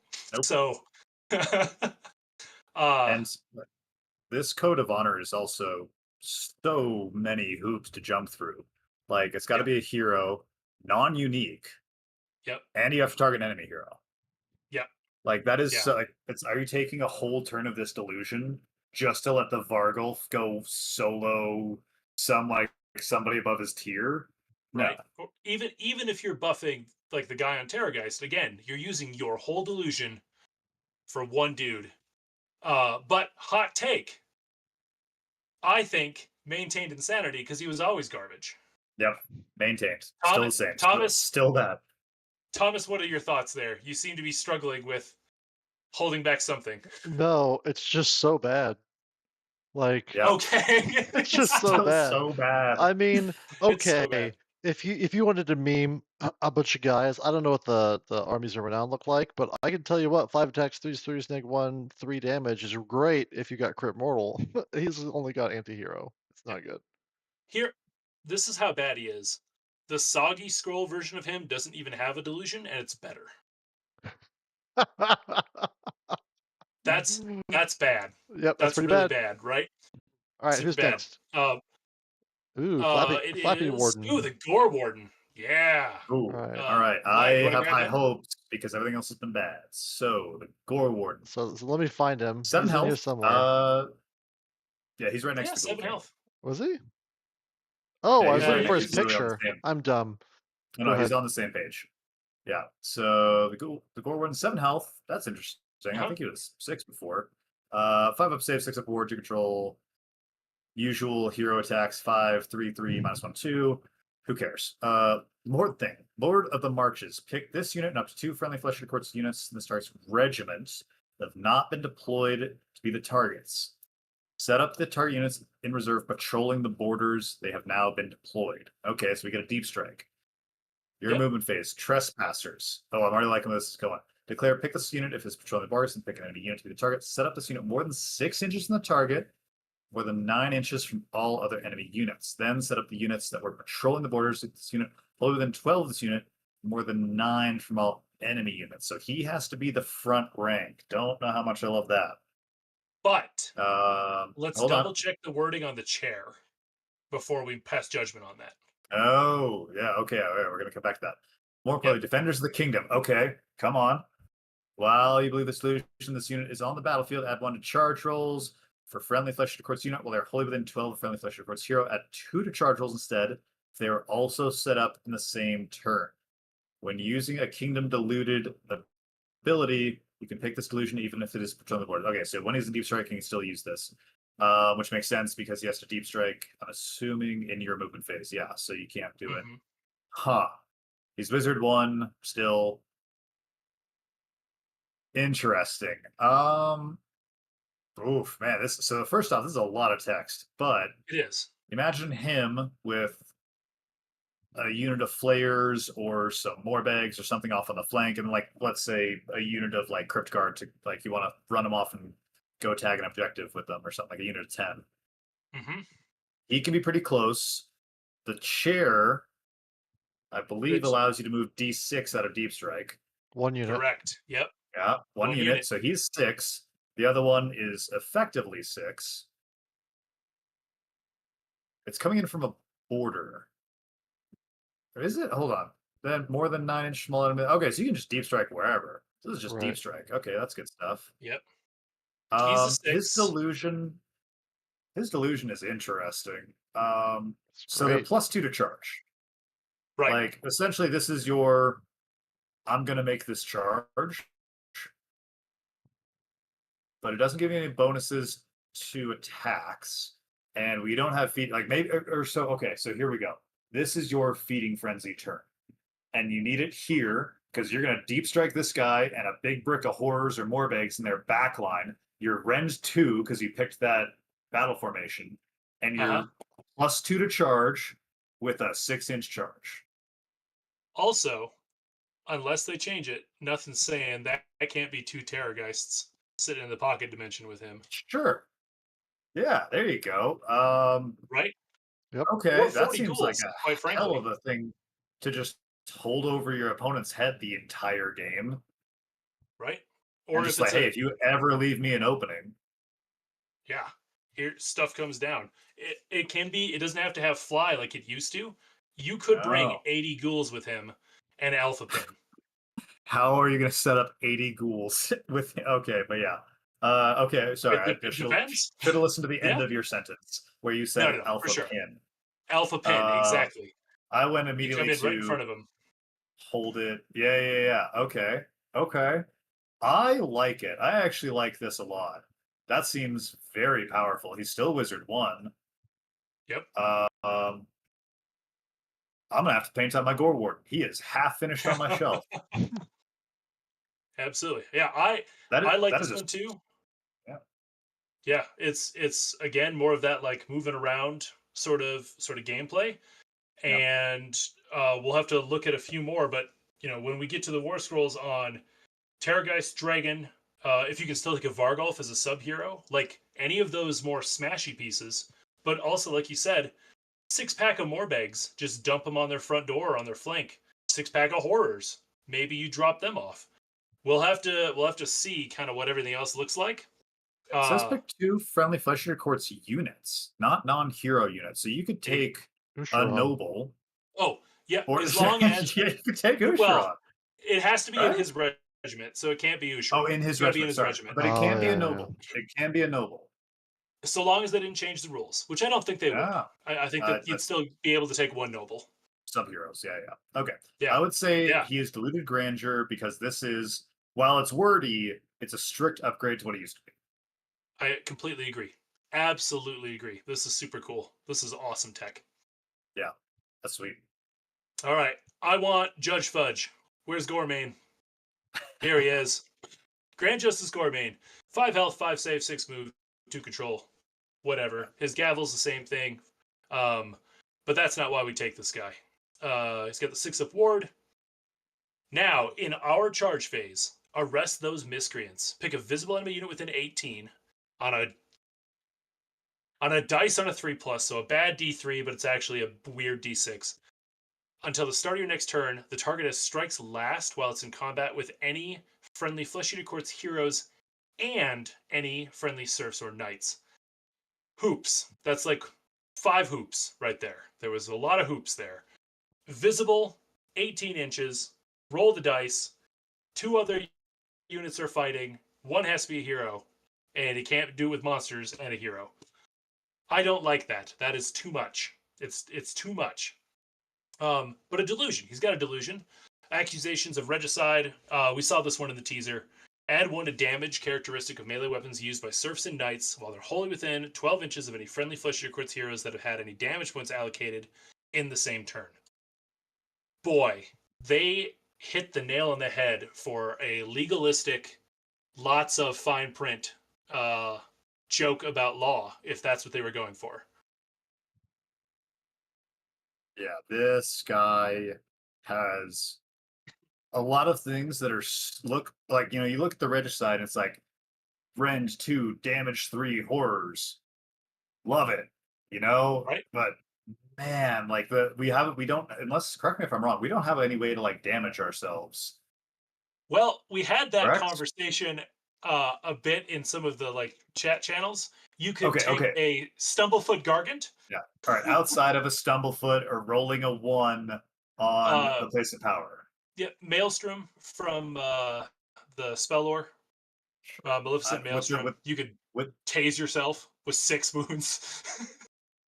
With the horses being what they are, I'm never not taking Manifested Insanity ever again. Not that I did before, but right.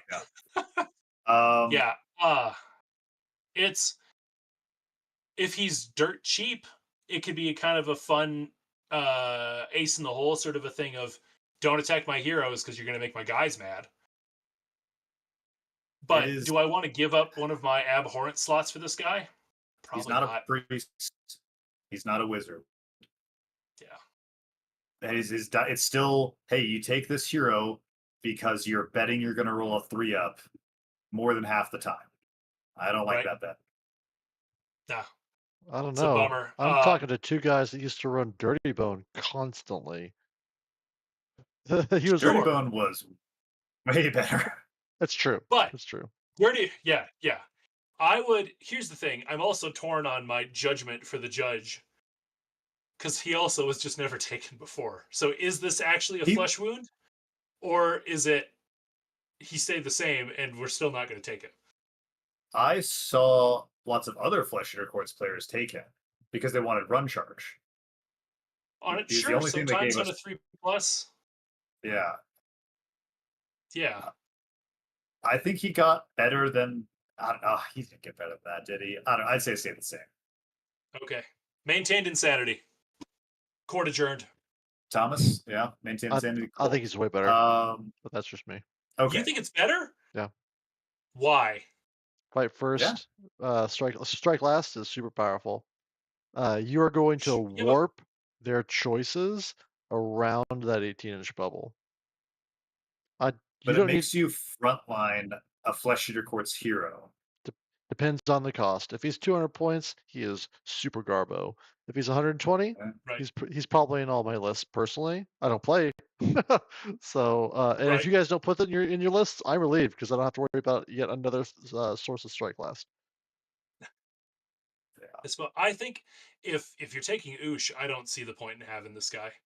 Ushoran's got a much more reliable strikes last going out there. And I'm not huge on Ush, so it makes sense that I like him more. Oh, fair enough. There you go. All right. Maintained insanity. The Dirty Bone.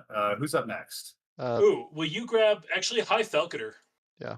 High Falconer. Okay, the new guy. Yeah. All right, sure. This is the new model. Everybody's excited about it because it looks amazing. The model itself looks great. All right, 5 health, 4 up save, 4 up save. Everything else is 5 ups, right? For our heroes? Because he's the new model. Yeah, 6 up ward. Carrion Flock. He has a shooting attack. Oh, that is whack. Shooting combat companion, 1 attack, 4s with no rend, D6 damage. That is just weird. I mean, it's very feck, but yeah, that is odd. All right, and then hero attacks, 5 attacks, 3 -1, 2. Like, occasionally it's range 12. Occasionally, if you take this guy, he's going to be in a brick of ghouls and just like, one of his bats is going to fly out and just kill a reclusion out of nowhere. But yeah.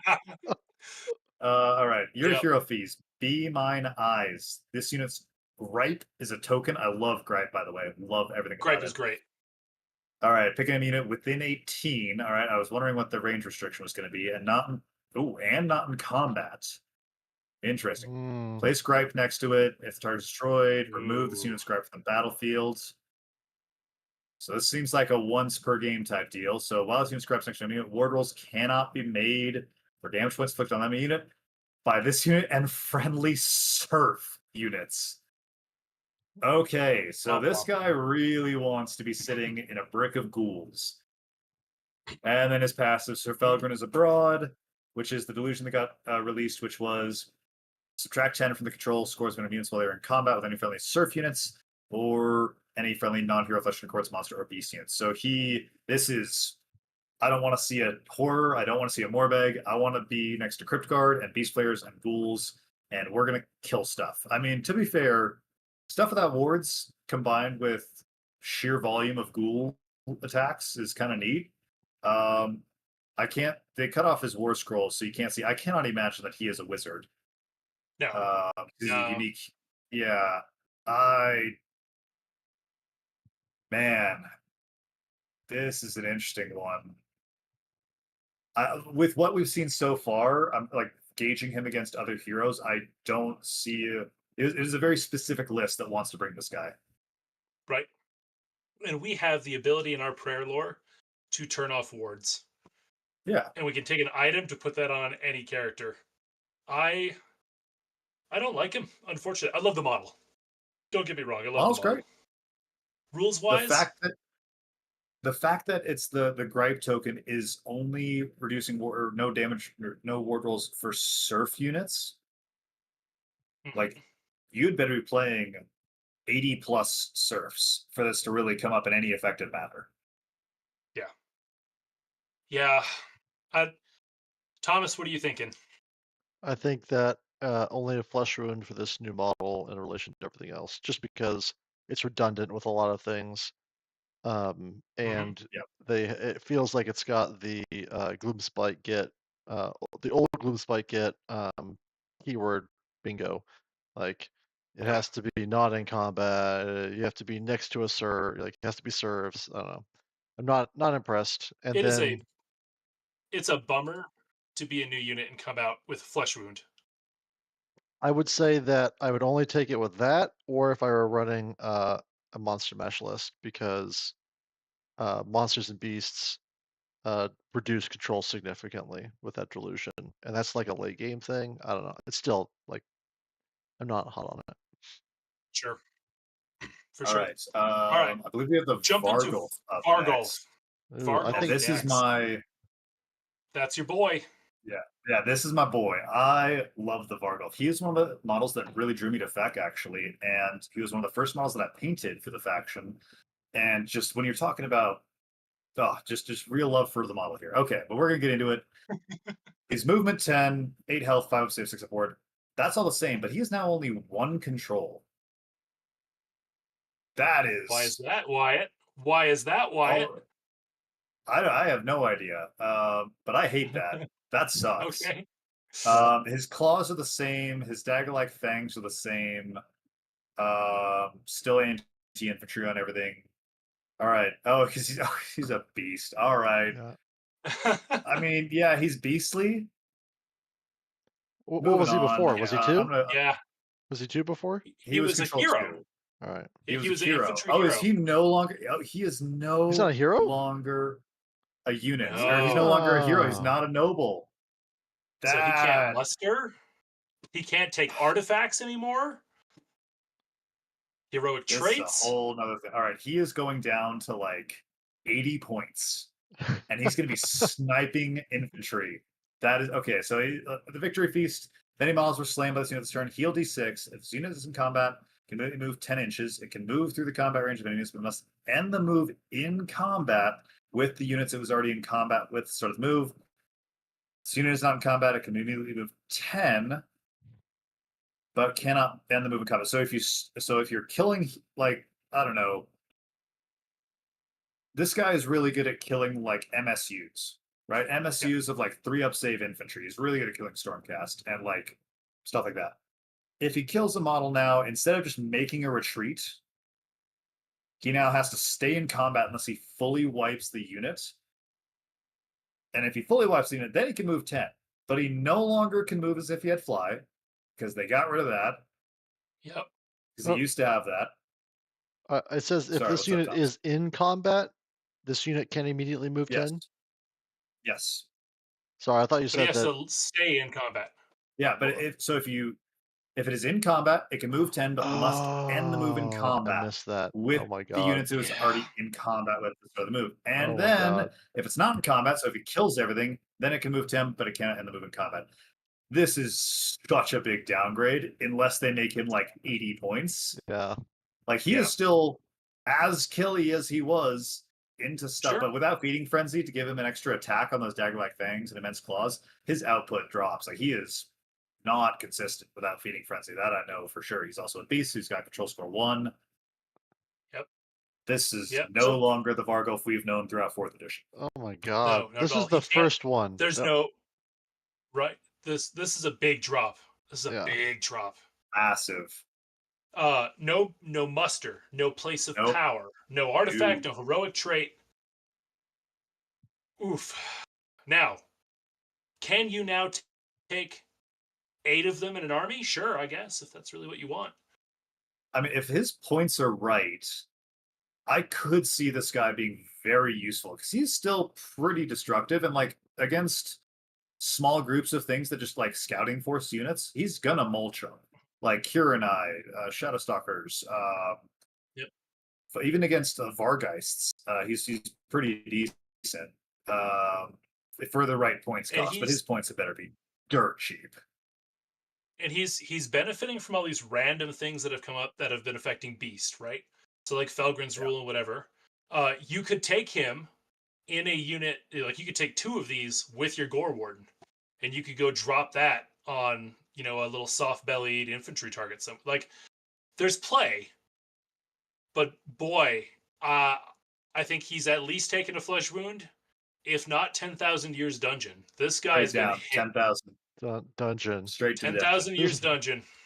Ouch. Dungeon. Super ouch. Points can save now them, let's yeah. roll for sure. Oh yeah, for sure. If he's pointed correctly, I want to roll into my old standby, which is Guy on Terrorgeist. Yep. All right. This is all you. Abhorrent Ghoul King on Terrorgeist, 16 health, movement 12, 4 up save, 5 control. That's all the same. Death Streak, exact same as it's been. We do have a bit of a change in the melee profile though. So our jaws are now damage D3 plus 3, so they're more consistent. Love And we've got our 6 skeletal claws. That all stay the same too. But the claws are now also crit mortal. So both parts of the attacks are crit mortal. Hey. Jaws and claws, Nice. baby. Super good. Jumping on that. So, we've got battle damage, drops you from 6 down to 4 if you get 10 wounds. I'm going to jump around the scroll a little bit to Wicked Predator. Pick an enemy in combat. This is his rampage sort of thing, right? But it's not a rampage. It's just his once per turn combat ability. For every champion, standard bearer, and musician in the unit, add 1 to the attacks of his claws to a maximum of 10. Right? Oh, With crit mortal. wow.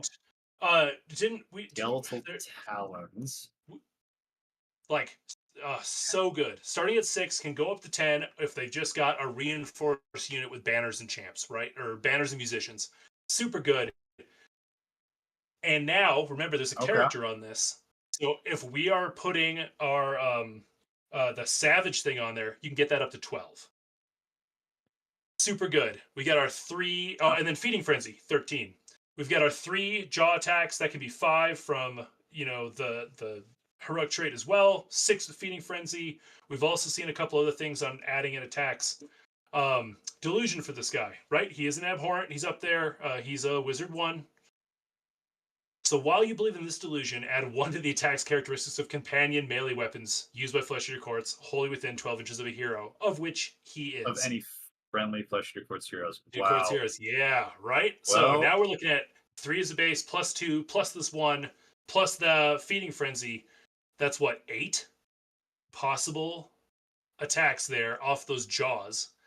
We don't have crit auto 6 anymore. Now it's a normal crit mortals, but it's D3 plus 3, so it's crit at least 4 on the 6s, maybe the 6, and it does simplify that a little bit. And then final thing, his rampage, roll a dice on a 3-up, add 1 to hit rolls for his companion attacks. Man, for an old model, yeah, this guy got a glow up. Absolutely, he did. He is a nuke now, an absolute nuke. And freaking soggy traits. 1 more companion attack off of the monstrous soggy traits. You can get this guy to 9 jaw attacks. Well, yeah, I'm gonna have to paint one of these. Right? Holy cow.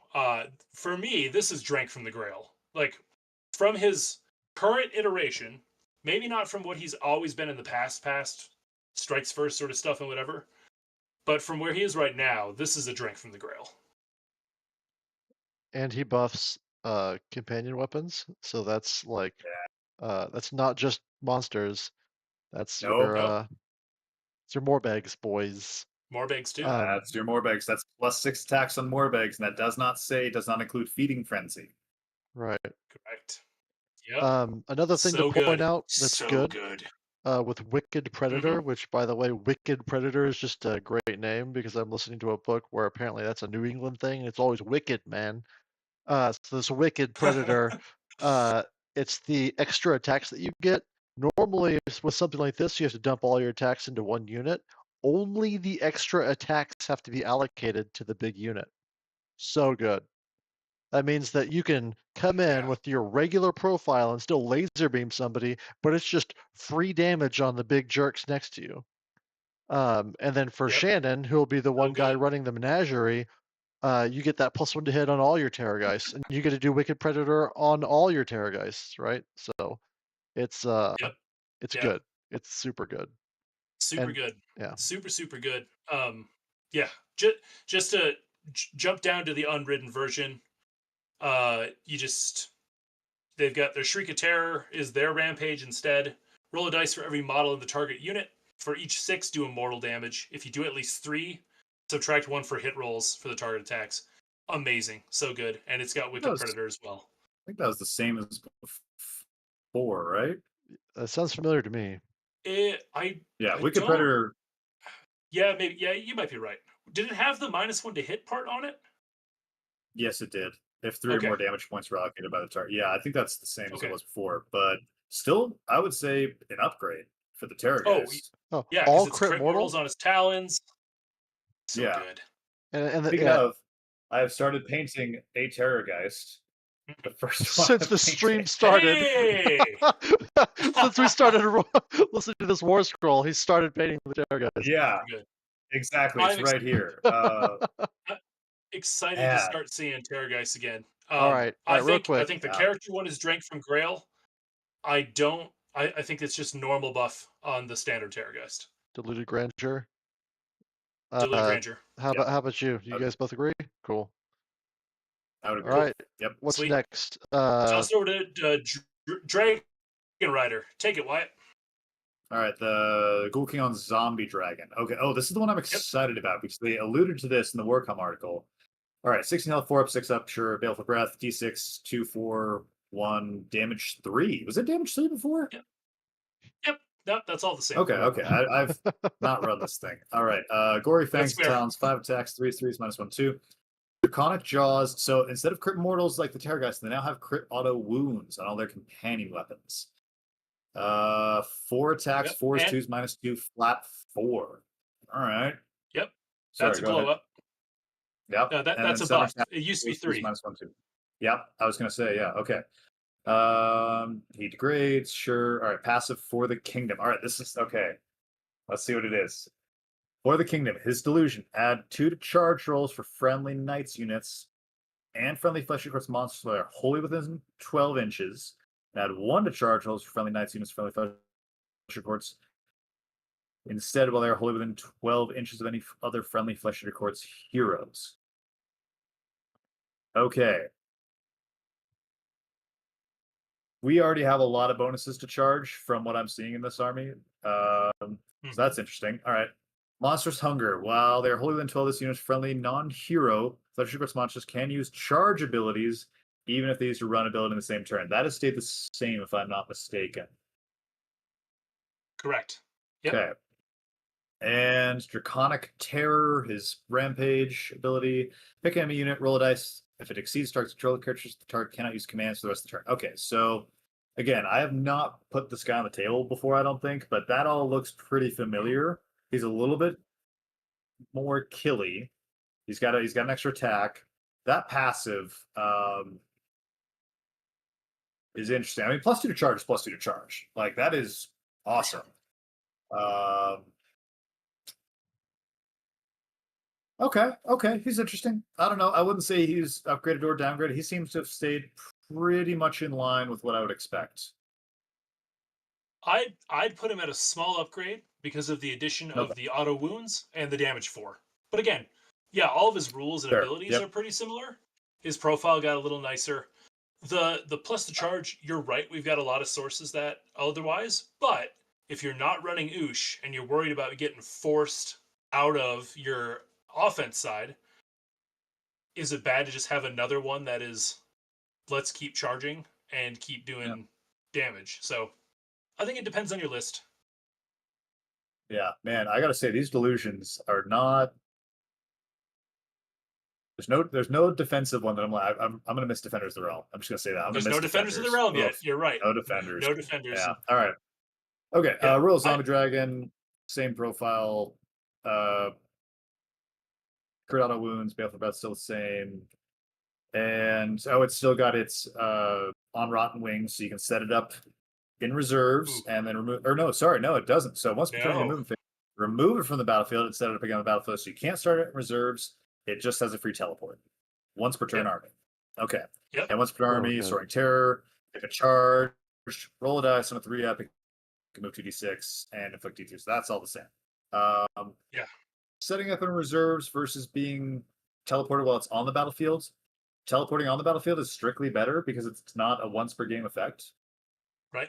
And if you're not using the chair on anything else, setting up 9 away and then moving d6 for free for funsies. I want to see Shannon. I think the first thing we should run on stream is the menagerie with nothing but like little dragons, because then they can all monster truck. Like, is it on a 3-up though? Oh yeah, that's a bummer. It's not as fun. 3-up. But they really like making us roll dice to get effects. It's true. It's true. Sure do. I think both of these dragons are in the little buff, the diluted grandeur, for sure. Yeah. Just because from what I'm seeing, we have reasons to take them now. Before it was just with the recursion and with the nature of how the army played, we had no reason to take monsters because they didn't come back. Yep, and it's the auto wounding, and there's a flat 33% damage increase on those jaws. They went up to damage 4 instead of damage 3. That's big. I'm going to be putting this guy on the table probably pretty soon, and I got another one behind it now. Yeah, this army is going to change. Okay, from what we've seen so far. All right. Are we down to the Warscroll Herald and the Decapitator now? Sorry. What's up, Thomas? Was the returning a unit? Was that locked to units, or can you bring back monsters? Yeah, you couldn't bring back monsters in the 4th. No, like right now, the new one. Well, it is a unit at half strength. Oh, it's Serfs and Knights. Yeah, it has to. Serfs and Knights. Yeah, Serfs and Knights.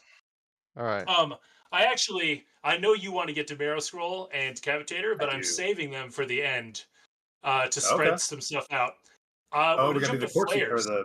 Yep. Yeah, let's do the flares next. So I used to run tons of That's the problem. I used to run these guys so much, and they have just been absent. Still 4 health, 5-up save, move 12. All that's the same. Their shooting stays the same. Range 10. Good rend, but 1 damage. What they got is a new ability, 2 Liege. Wait, if they're not, what's up?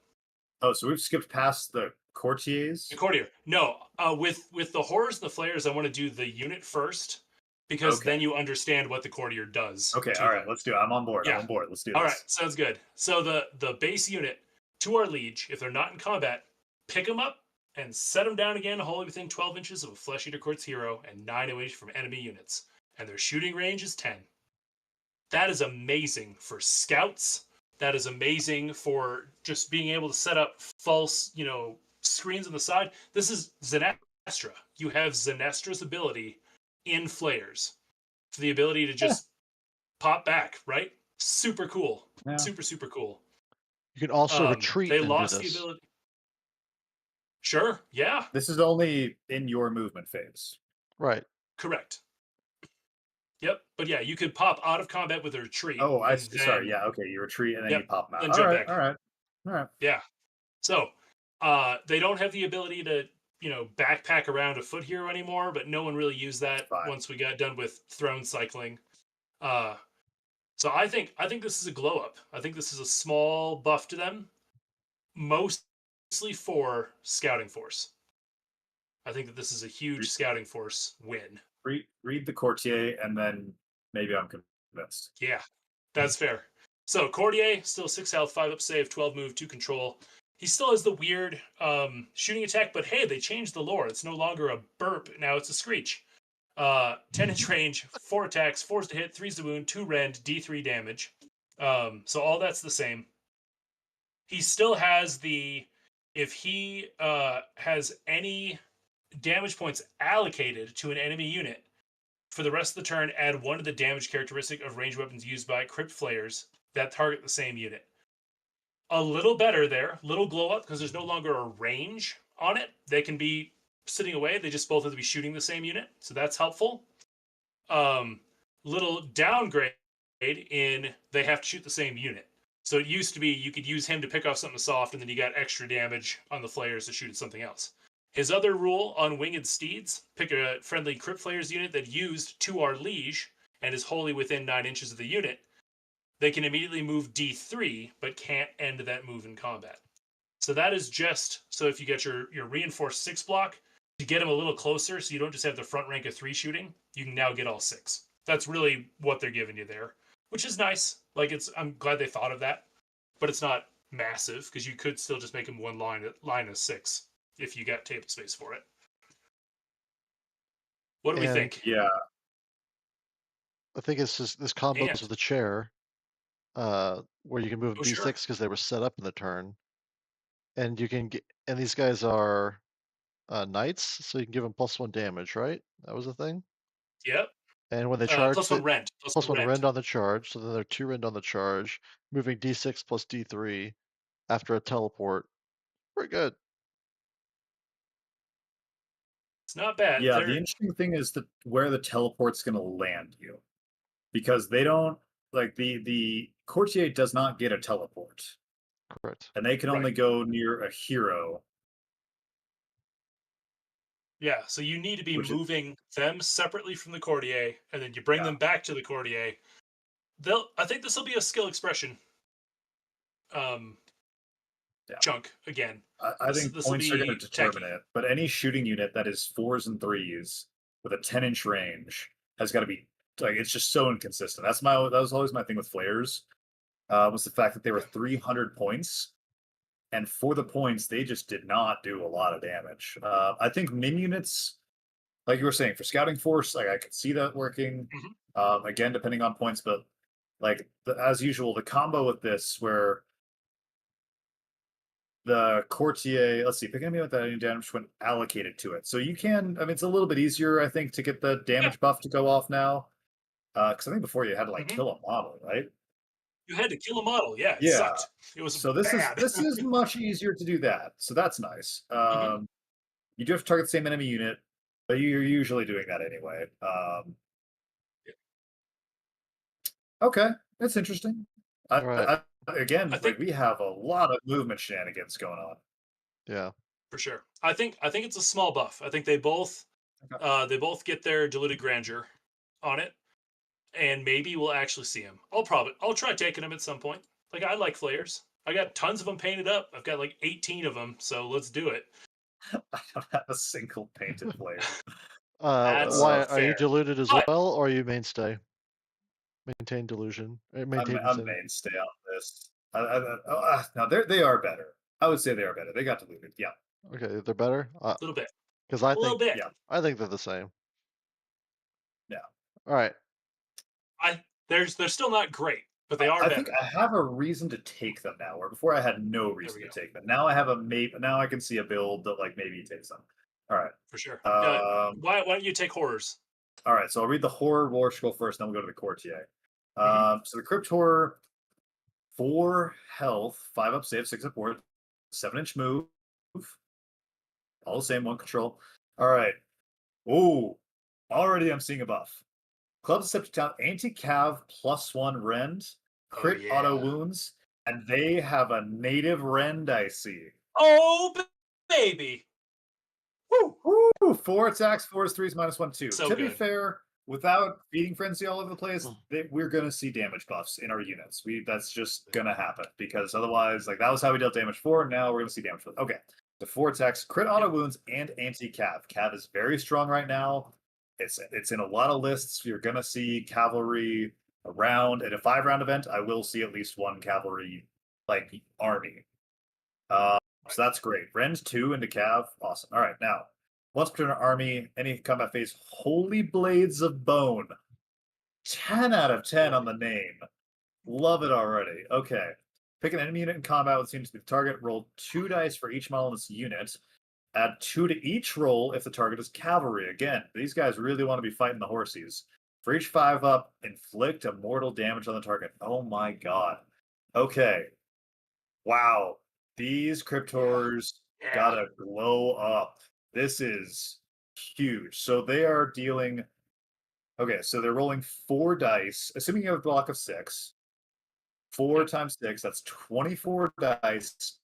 5 ups do mortals into cav. 12 dice into regular infantry, or whatever. It's to the roll. To the roll. 2 dice. Yeah. Sorry. It's sorry. add To the roll. Sorry. So to the roll. Yes. you're hitting it on 3 ups, which is arguably yeah. All right. So Great. roll 2 dice for each model, add 2 to each roll. Sorry, I read that as 2 dice. Yeah. Still 12 amazing. dice, 3 ups. Phenomenal. 12 dice on 3 ups. That's 9 mortals on average. That's killing 3 Dawn Riders. That's killing almost 2. That's killing a Varangard. Yeah, and then they're also anti-cav rent. They have native rent. We're already celebrating. They have native rent. Don't already good. Have to be wholly within 12 of a hero. Great. If you're running lots of these, they're going to be 3 rend into cav. On that basic delusion? On the charge. 3 rend? No. 3. No, on the charge from the battle formation. Yeah, on the battle formation. Yep. Oh, battle formation. Right. Sorry. Yeah, battle formation. Okay, so Cryptors are looking pretty good so far. Yeah. I don't know what happened to Morbgheist, but these guys, I definitely have a reason to take these guys again. I love that. Cryptors are great. All right. Sure. How's the courtier? Okay. Anyways, courtier. Yes, moving along. All right, courtier. He's 6 health, 5 up save, 6 up ward. Yeah, still squishy. 5 attacks, 4s, 3s, -2, 3s. That's all the same. So, so I will mention the Cryptors lost their heal. They no longer have the heal D3. That's just the Blessed Blood on the hero. So again, less recursion. Reaction to declared fight ability. Okay, is he still? Yeah, pick a friendly Cryptors, not use fight. Can melee fight, and is so he's the exact same. He still pulls them into combat with +1 to hit. Still very good. Again, +1 to hit on a unit with a 5 up save helps. Okay, Cryptors. The courtier stayed the exact same. Like as far as I can tell, he has had no changes. Correct. Yeah. Yep. Exact same. The horrors, though, definitely a glow up. Are they all the way up in Chalice? I would say so. Yeah. Completely agree. Yeah. They drank deep from the chalice, man. So good. So good. And Chalice Garglers. Oh, excited for that. Right. The old Chalice Garglers. Awesome. All right. Just the fact that you can kill, like the courtier can die, and you're not like, well, now my Cryptors do no damage. Yeah. So much better. They don't need a babysitter. Like what a gift. Exactly. The +1 to hit is nice, but they don't need it. Like they don't have to have it. Wyatt, next is Lord Dirtybone, and you've been talking about him this whole time. Why don't you take Dirtybone? I'll take Decapitator. This is a model that has caused a lot of controversy in a lot of games because I've not read the Warscroll, but in previous iterations on a 3+, he could give like 4 units strike first. Yeah. Which just made you able to take some really crazy turns. Like there were turns when I would pick up 800 points before my opponent even swung back. It was pretty filthy. And then there's also games where he didn't roll a 3 up and he died immediately. Most of the time. Shannon. Yeah. Okay, so let's get into it.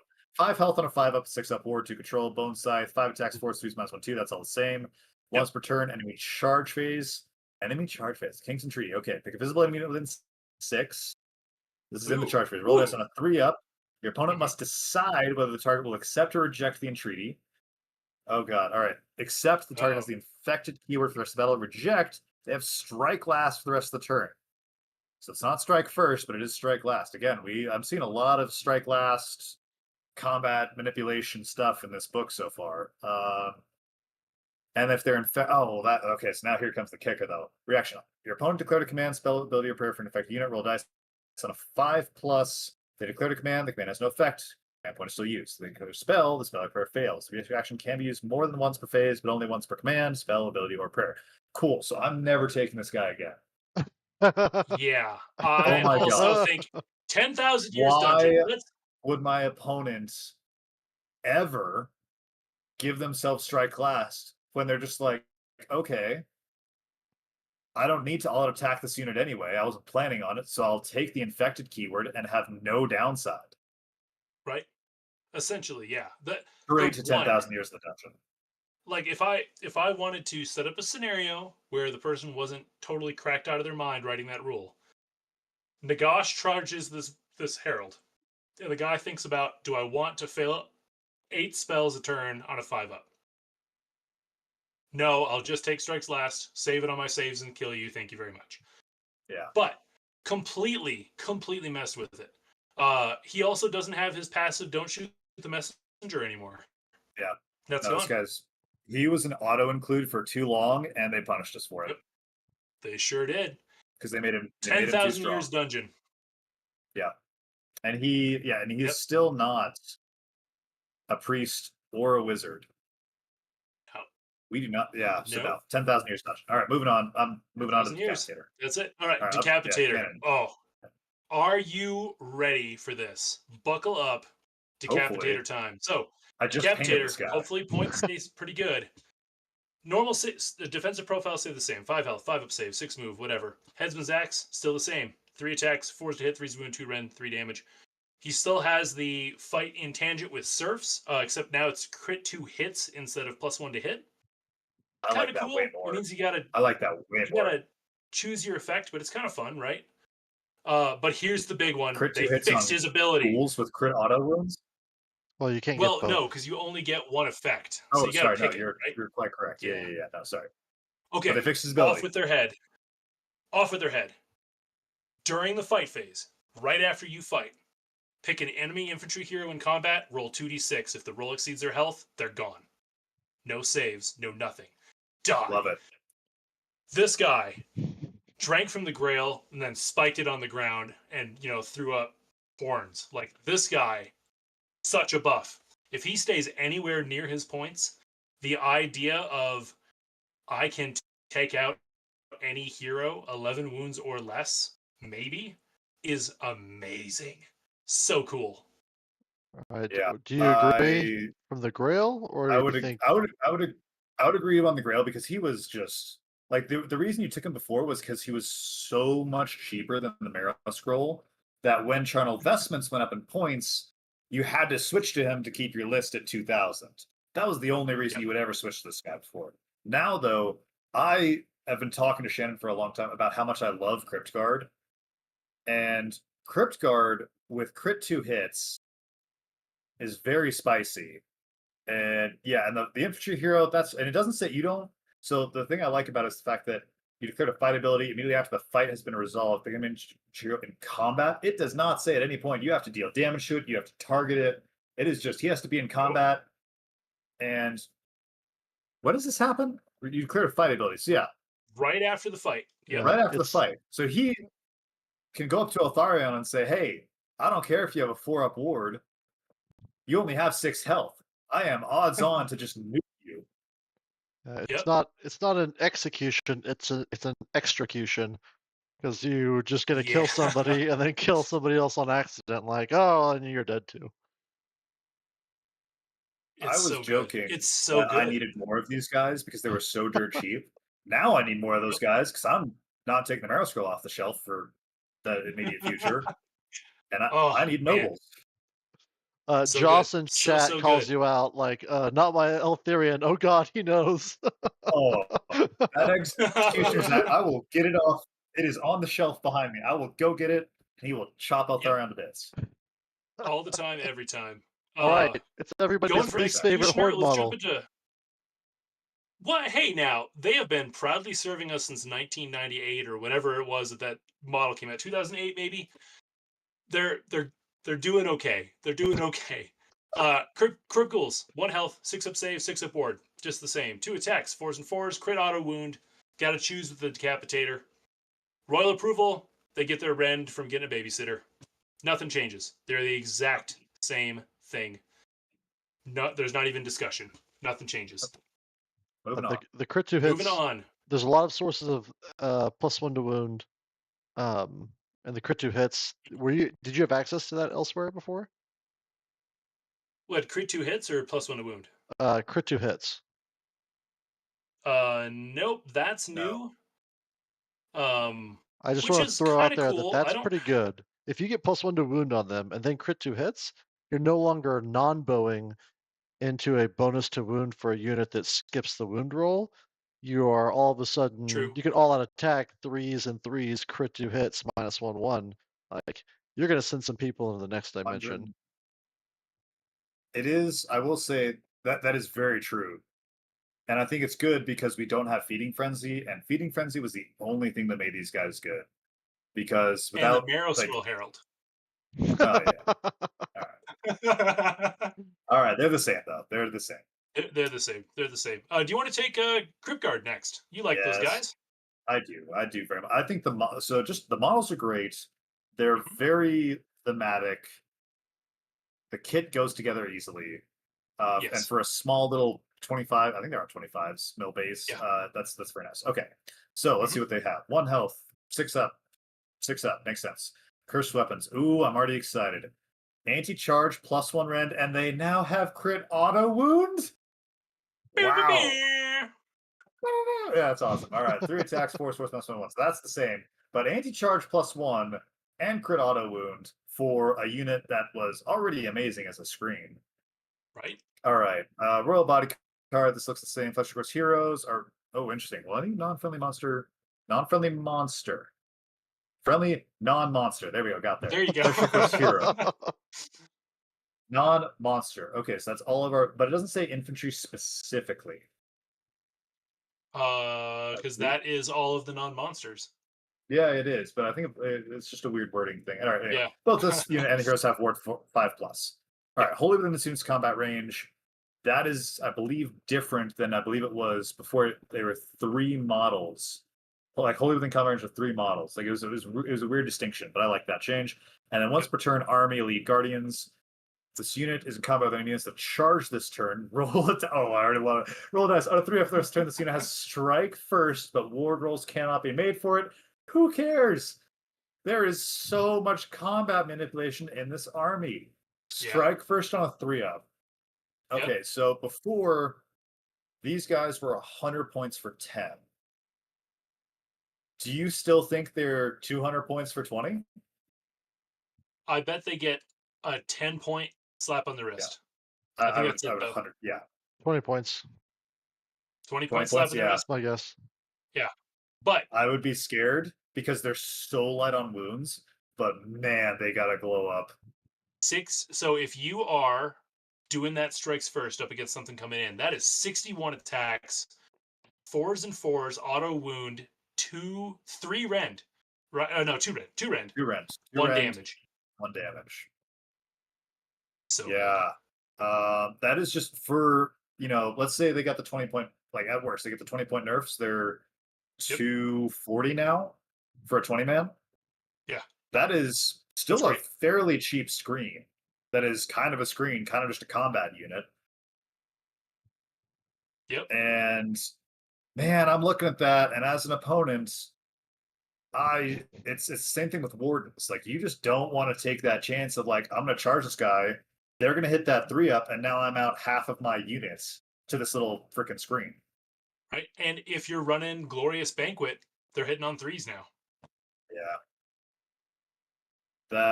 I Good. love this. With I what think the army's showing us, we're getting less attacks. Our attacks have to get better to make up for it. We have a lot less. I think the other thing that's going to be really telling with the points is we have so much less recursion. hmm I think like a lot of the points costs were baked in with the idea of recursion baked in as well. I think we are going to see some points drops on things. I hope so. I really hope so too. But anyway, yeah. So moving on, these guys are glowed up. I think Yeah, I don't know if they were already good before. I don't think they drank from the Grail, but they're definitely diluted grandeur. They completely drank from the Grail. They are now our only strikes first in this army besides the menagerie. Okay. I don't want to hype them up too much, but I love them because I love them. I'm with But yeah, I'm with I'm Wyatt. more than happy to I'm with put 'em. Wyatt. Diluted grandeur. You think Yeah. diluted grant? All right, yep, I can be outvoted for sure. But I think these guys, you're going to see people excited to take them on the table. Not, I have 100 points left. Here they are. I agree. I agree with that take. Yep. All They're right. fulfilling a very different purpose now. Right. Absolutely. Absolutely. Beast Flayers. I'll grab these guys. Let's see here. Let's see if I can even find them. Defense stayed the Way down same. at the end. Health 1, 6 up, 6 up, blah blah blah. Attacks stayed the same. They stayed the same. They're literally no they change. No, they didn't. No, they didn't. What There's a changed? difference. The mortals. The mortals. Oh, they don't do mortals They anymore. Oh, they dropped they the don't do mortals mortals. anymore. Ooh. Yeah. That These is guys. that's a Yeah. flesh wound there. Yeah, I think you still take them for the tech, right? You still reduce the damage, you get rid of rampages, but they did take a flesh wound. I would say these are now going to be more likely to be yours, depending on points. Obviously, like these guys, if anything, will stay 100 points. They might go down in points. These guys might go down to 90. I doubt it, We'll but see. like, I think I they just don't stay. know where their thought process is with us losing so much of our recursion ability. But yeah, these guys will still be like one of the better screens in the army, just for Sure. monsters and stuff. Yeah. And talk about Absolutely. burying the lead. Our last unit, the Morbeg Knight. Wyatt, take it Yeah. away. Yeah, this is my bread and butter because this is all so little context here. As a player, I have never not played this faction when Morbeg Knights have been the mainstay of the army for as long as I've been playing this faction. I got into this faction like right after the December update that took Flesh Eater Courts into the stratosphere for like a couple of months. So I have 15 fully painted, based, and parade ready Morbegs. And I got 3 more on Sprue. All right, let's take a look. Still 12-inch move, still 4 health, 4 up save, 6 up, 1 control, that's all the same. All right. Attacks. Grizzly Lance, charge +1 damage. 2 attacks, 3 is 4 -1, 1. That is the same. Nice Sugar Spells and Teeth. Companion, 3 attacks, 4 is 3 is -1, 2. That is still the same.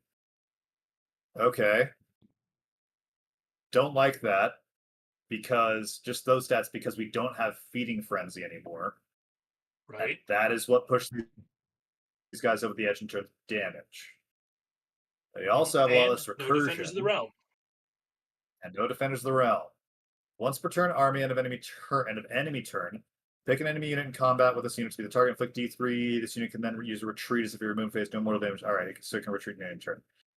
Oh, Once but per it army. can't That is retreat not- and charge in our turns. No, yeah, and it's once per turn army. So there's no more retreat and charge. But at the end of the enemy turn, you get a D3, and it's not bad D3, so it is good D3. They've lost their charge mortals. Yep. Then this unit can use the retreat ability if it's movement phase. No mortal damage. So, let's see. So, cavalry, champion, standard bearer, musician, fly. Okay, so it's all the same there. This is a strict downgrade. Yes. Oh, yes. No question about that. Strict downgrade, and it's pretty heavy. So no retreat and charge, meaning on a double turn, unless I fully wipe the unit or power through, they are now stuck in combat. And the double turn was always quite strong for Flesh Eater Courts. Yeah. No access to Feeding Frenzy. I mean, again, I'm just imagine Feeding Frenzy is gone. Like that Yes, is going to yeah, be pretty a much. once per game. I'm going to smack something as hard as I can because I'm trying to just win this game, or I need to punch through something. Hmm. These guys have been strictly downgraded. So I think I expected this because Morbghests were too good for too long. They have been just like, hey, you don't play this army unless you play Morbghests for like basically almost a year now. Like there's 7-8 months for sure. So I'm not surprised to see them nerfed. It is interesting. The end of the enemy turn effect, like there's a lot you can do with that. I mean, there is a lot you can do with that ability, but it's not retreat and charge, which Right. is what made them so gross. Being the With end of the the enemy impact turn, rolls. that means that either they picked to fight you, which means that they're choosing that combat, or you spent the 2 points on a counter charge, or you've weathered 2 rounds of combat now. And again, they're it's rough. 4 health on a 4-up, 6-up with no defenders now. These guys are not going to be sticking around like they used to. Not at all. Like I think we're going to be. And they're not coming back like they used to either. That was the other big thing. Yeah. Right. They are not. So I think we're going to have to get used to like these guys. I'm expecting a lot of our knights to drop in points. Mostly because of the recursion that we no longer have access to. Not like yes, Horrors like might like stay the same. Maybe we'll see. They're cheap. Like horrors, They're like 130. Yeah, sure. Again though, like it's just the fact that like to make up for the fact that what made Flesh Eater Courts good was the fact that we could just keep stacking body on body on body, and that was with all kinds of defensive buffs that we no longer have access to. Right. A 4-up, 6-up with 4 health is going to die pretty darn fast. We don't have ways to get them back. They don't hit as hard.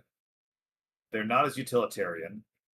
They're not going to come down a lot, but I think they're going to see a points drop. I would say as compared to what they were,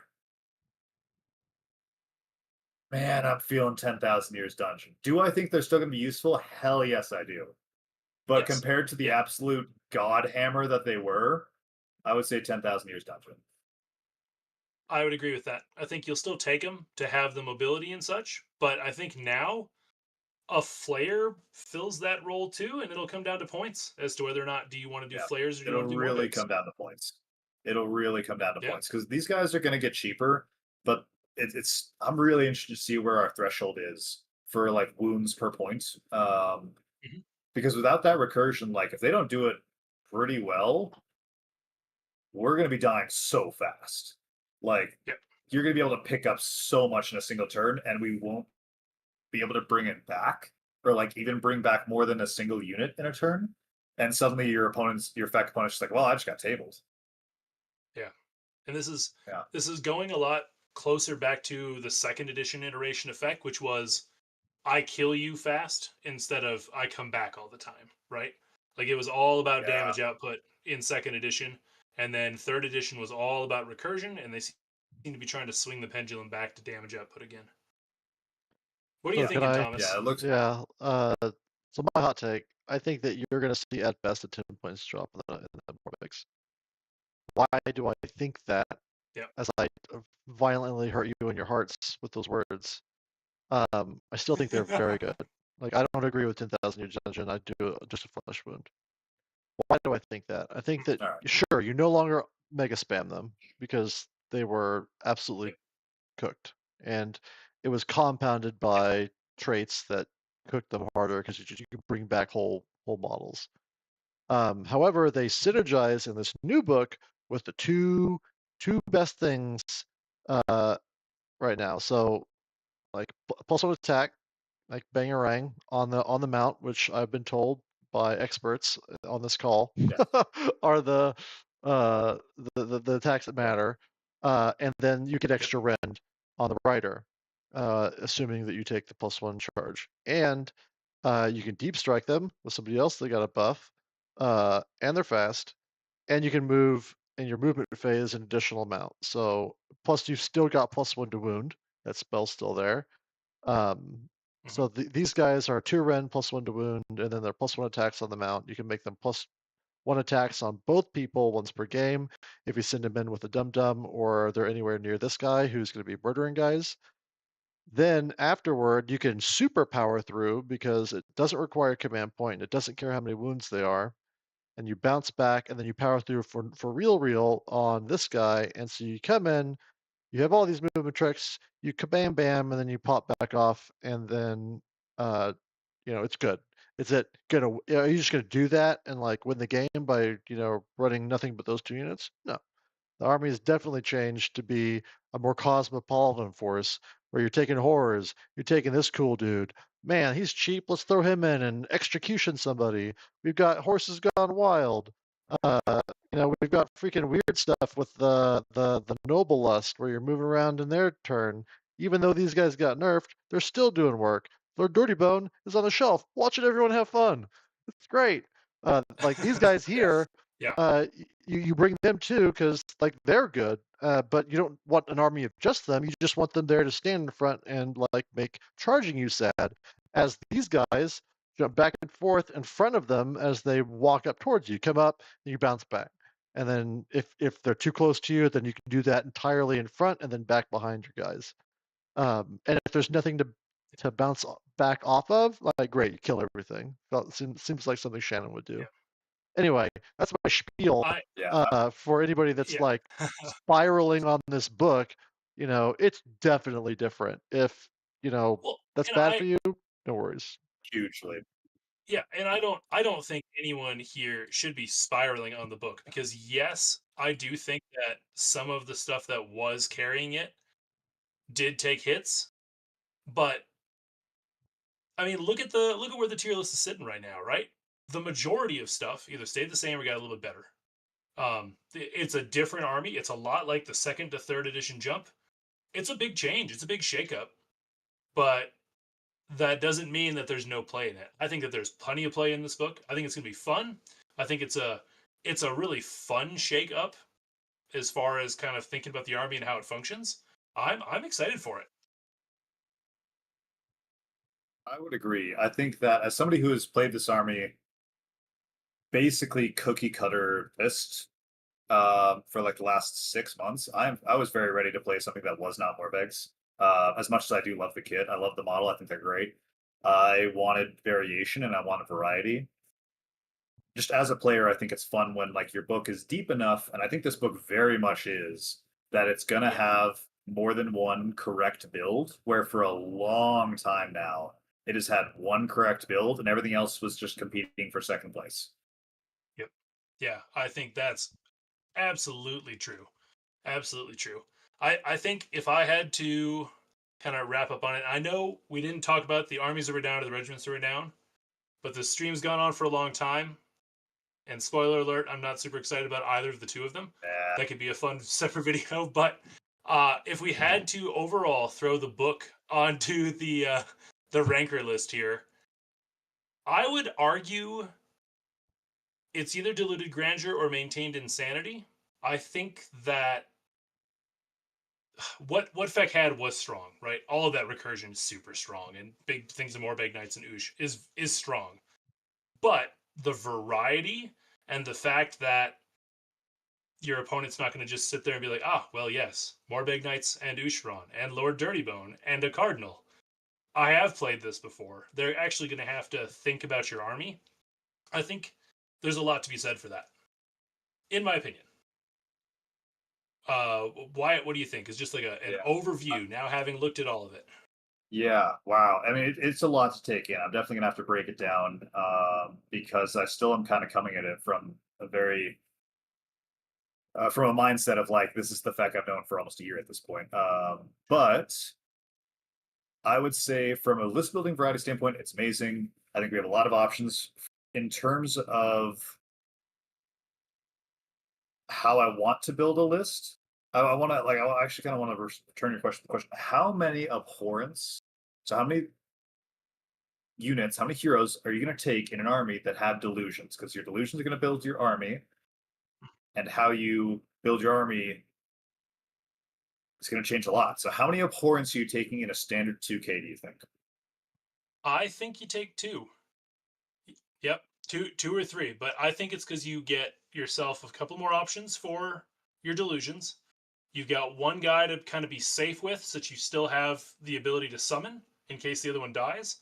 And you got another one that's got to go out there and, be a badass because so many of our Yeah. buffs require them to be up there near the front. So Yeah. I think you Okay. try to go about two abhorrents. See, and for me, what I'm thinking with how the time is, I'm thinking actually three. I think like 2 to 3, anywhere in there is going to be correct. Um, but right, I mean, it's going to really depend on points. But right from the outset, that Gore Warden is just phenomenal. I really want to be able to either hold that over opponents' heads or have that in the back pocket. There's so many ways to use that. Ushoran's ability to affect the delusion, I can't see myself not taking that because Mhm. man, I can just see so many situations where I get stuck in a delusion or I'm forced to change when my opponent doubles me and I'm already in my defensive delusion. Like, I don't think there's a lot of ways to build like two defensives and two great. Yeah, there's the whole thing. But with that in mind, and with the fact that we have less recursion, you're gonna still be a little like compressed on how many wounds you're gonna be able to get in a list. Like, you need enough delusions to have options, but you need enough wounds that you're not just gonna die so quickly because you don't have defenders in the realm anymore for that +1 to save. Mhm. I'm seeing I lists with lots of variety, not just like it's not going to be just spamming one thing anymore. So I love that. Yeah. Yeah, that's great. And I do think that if anything is going to be the drawback to Oosh now, it'll be just what you said.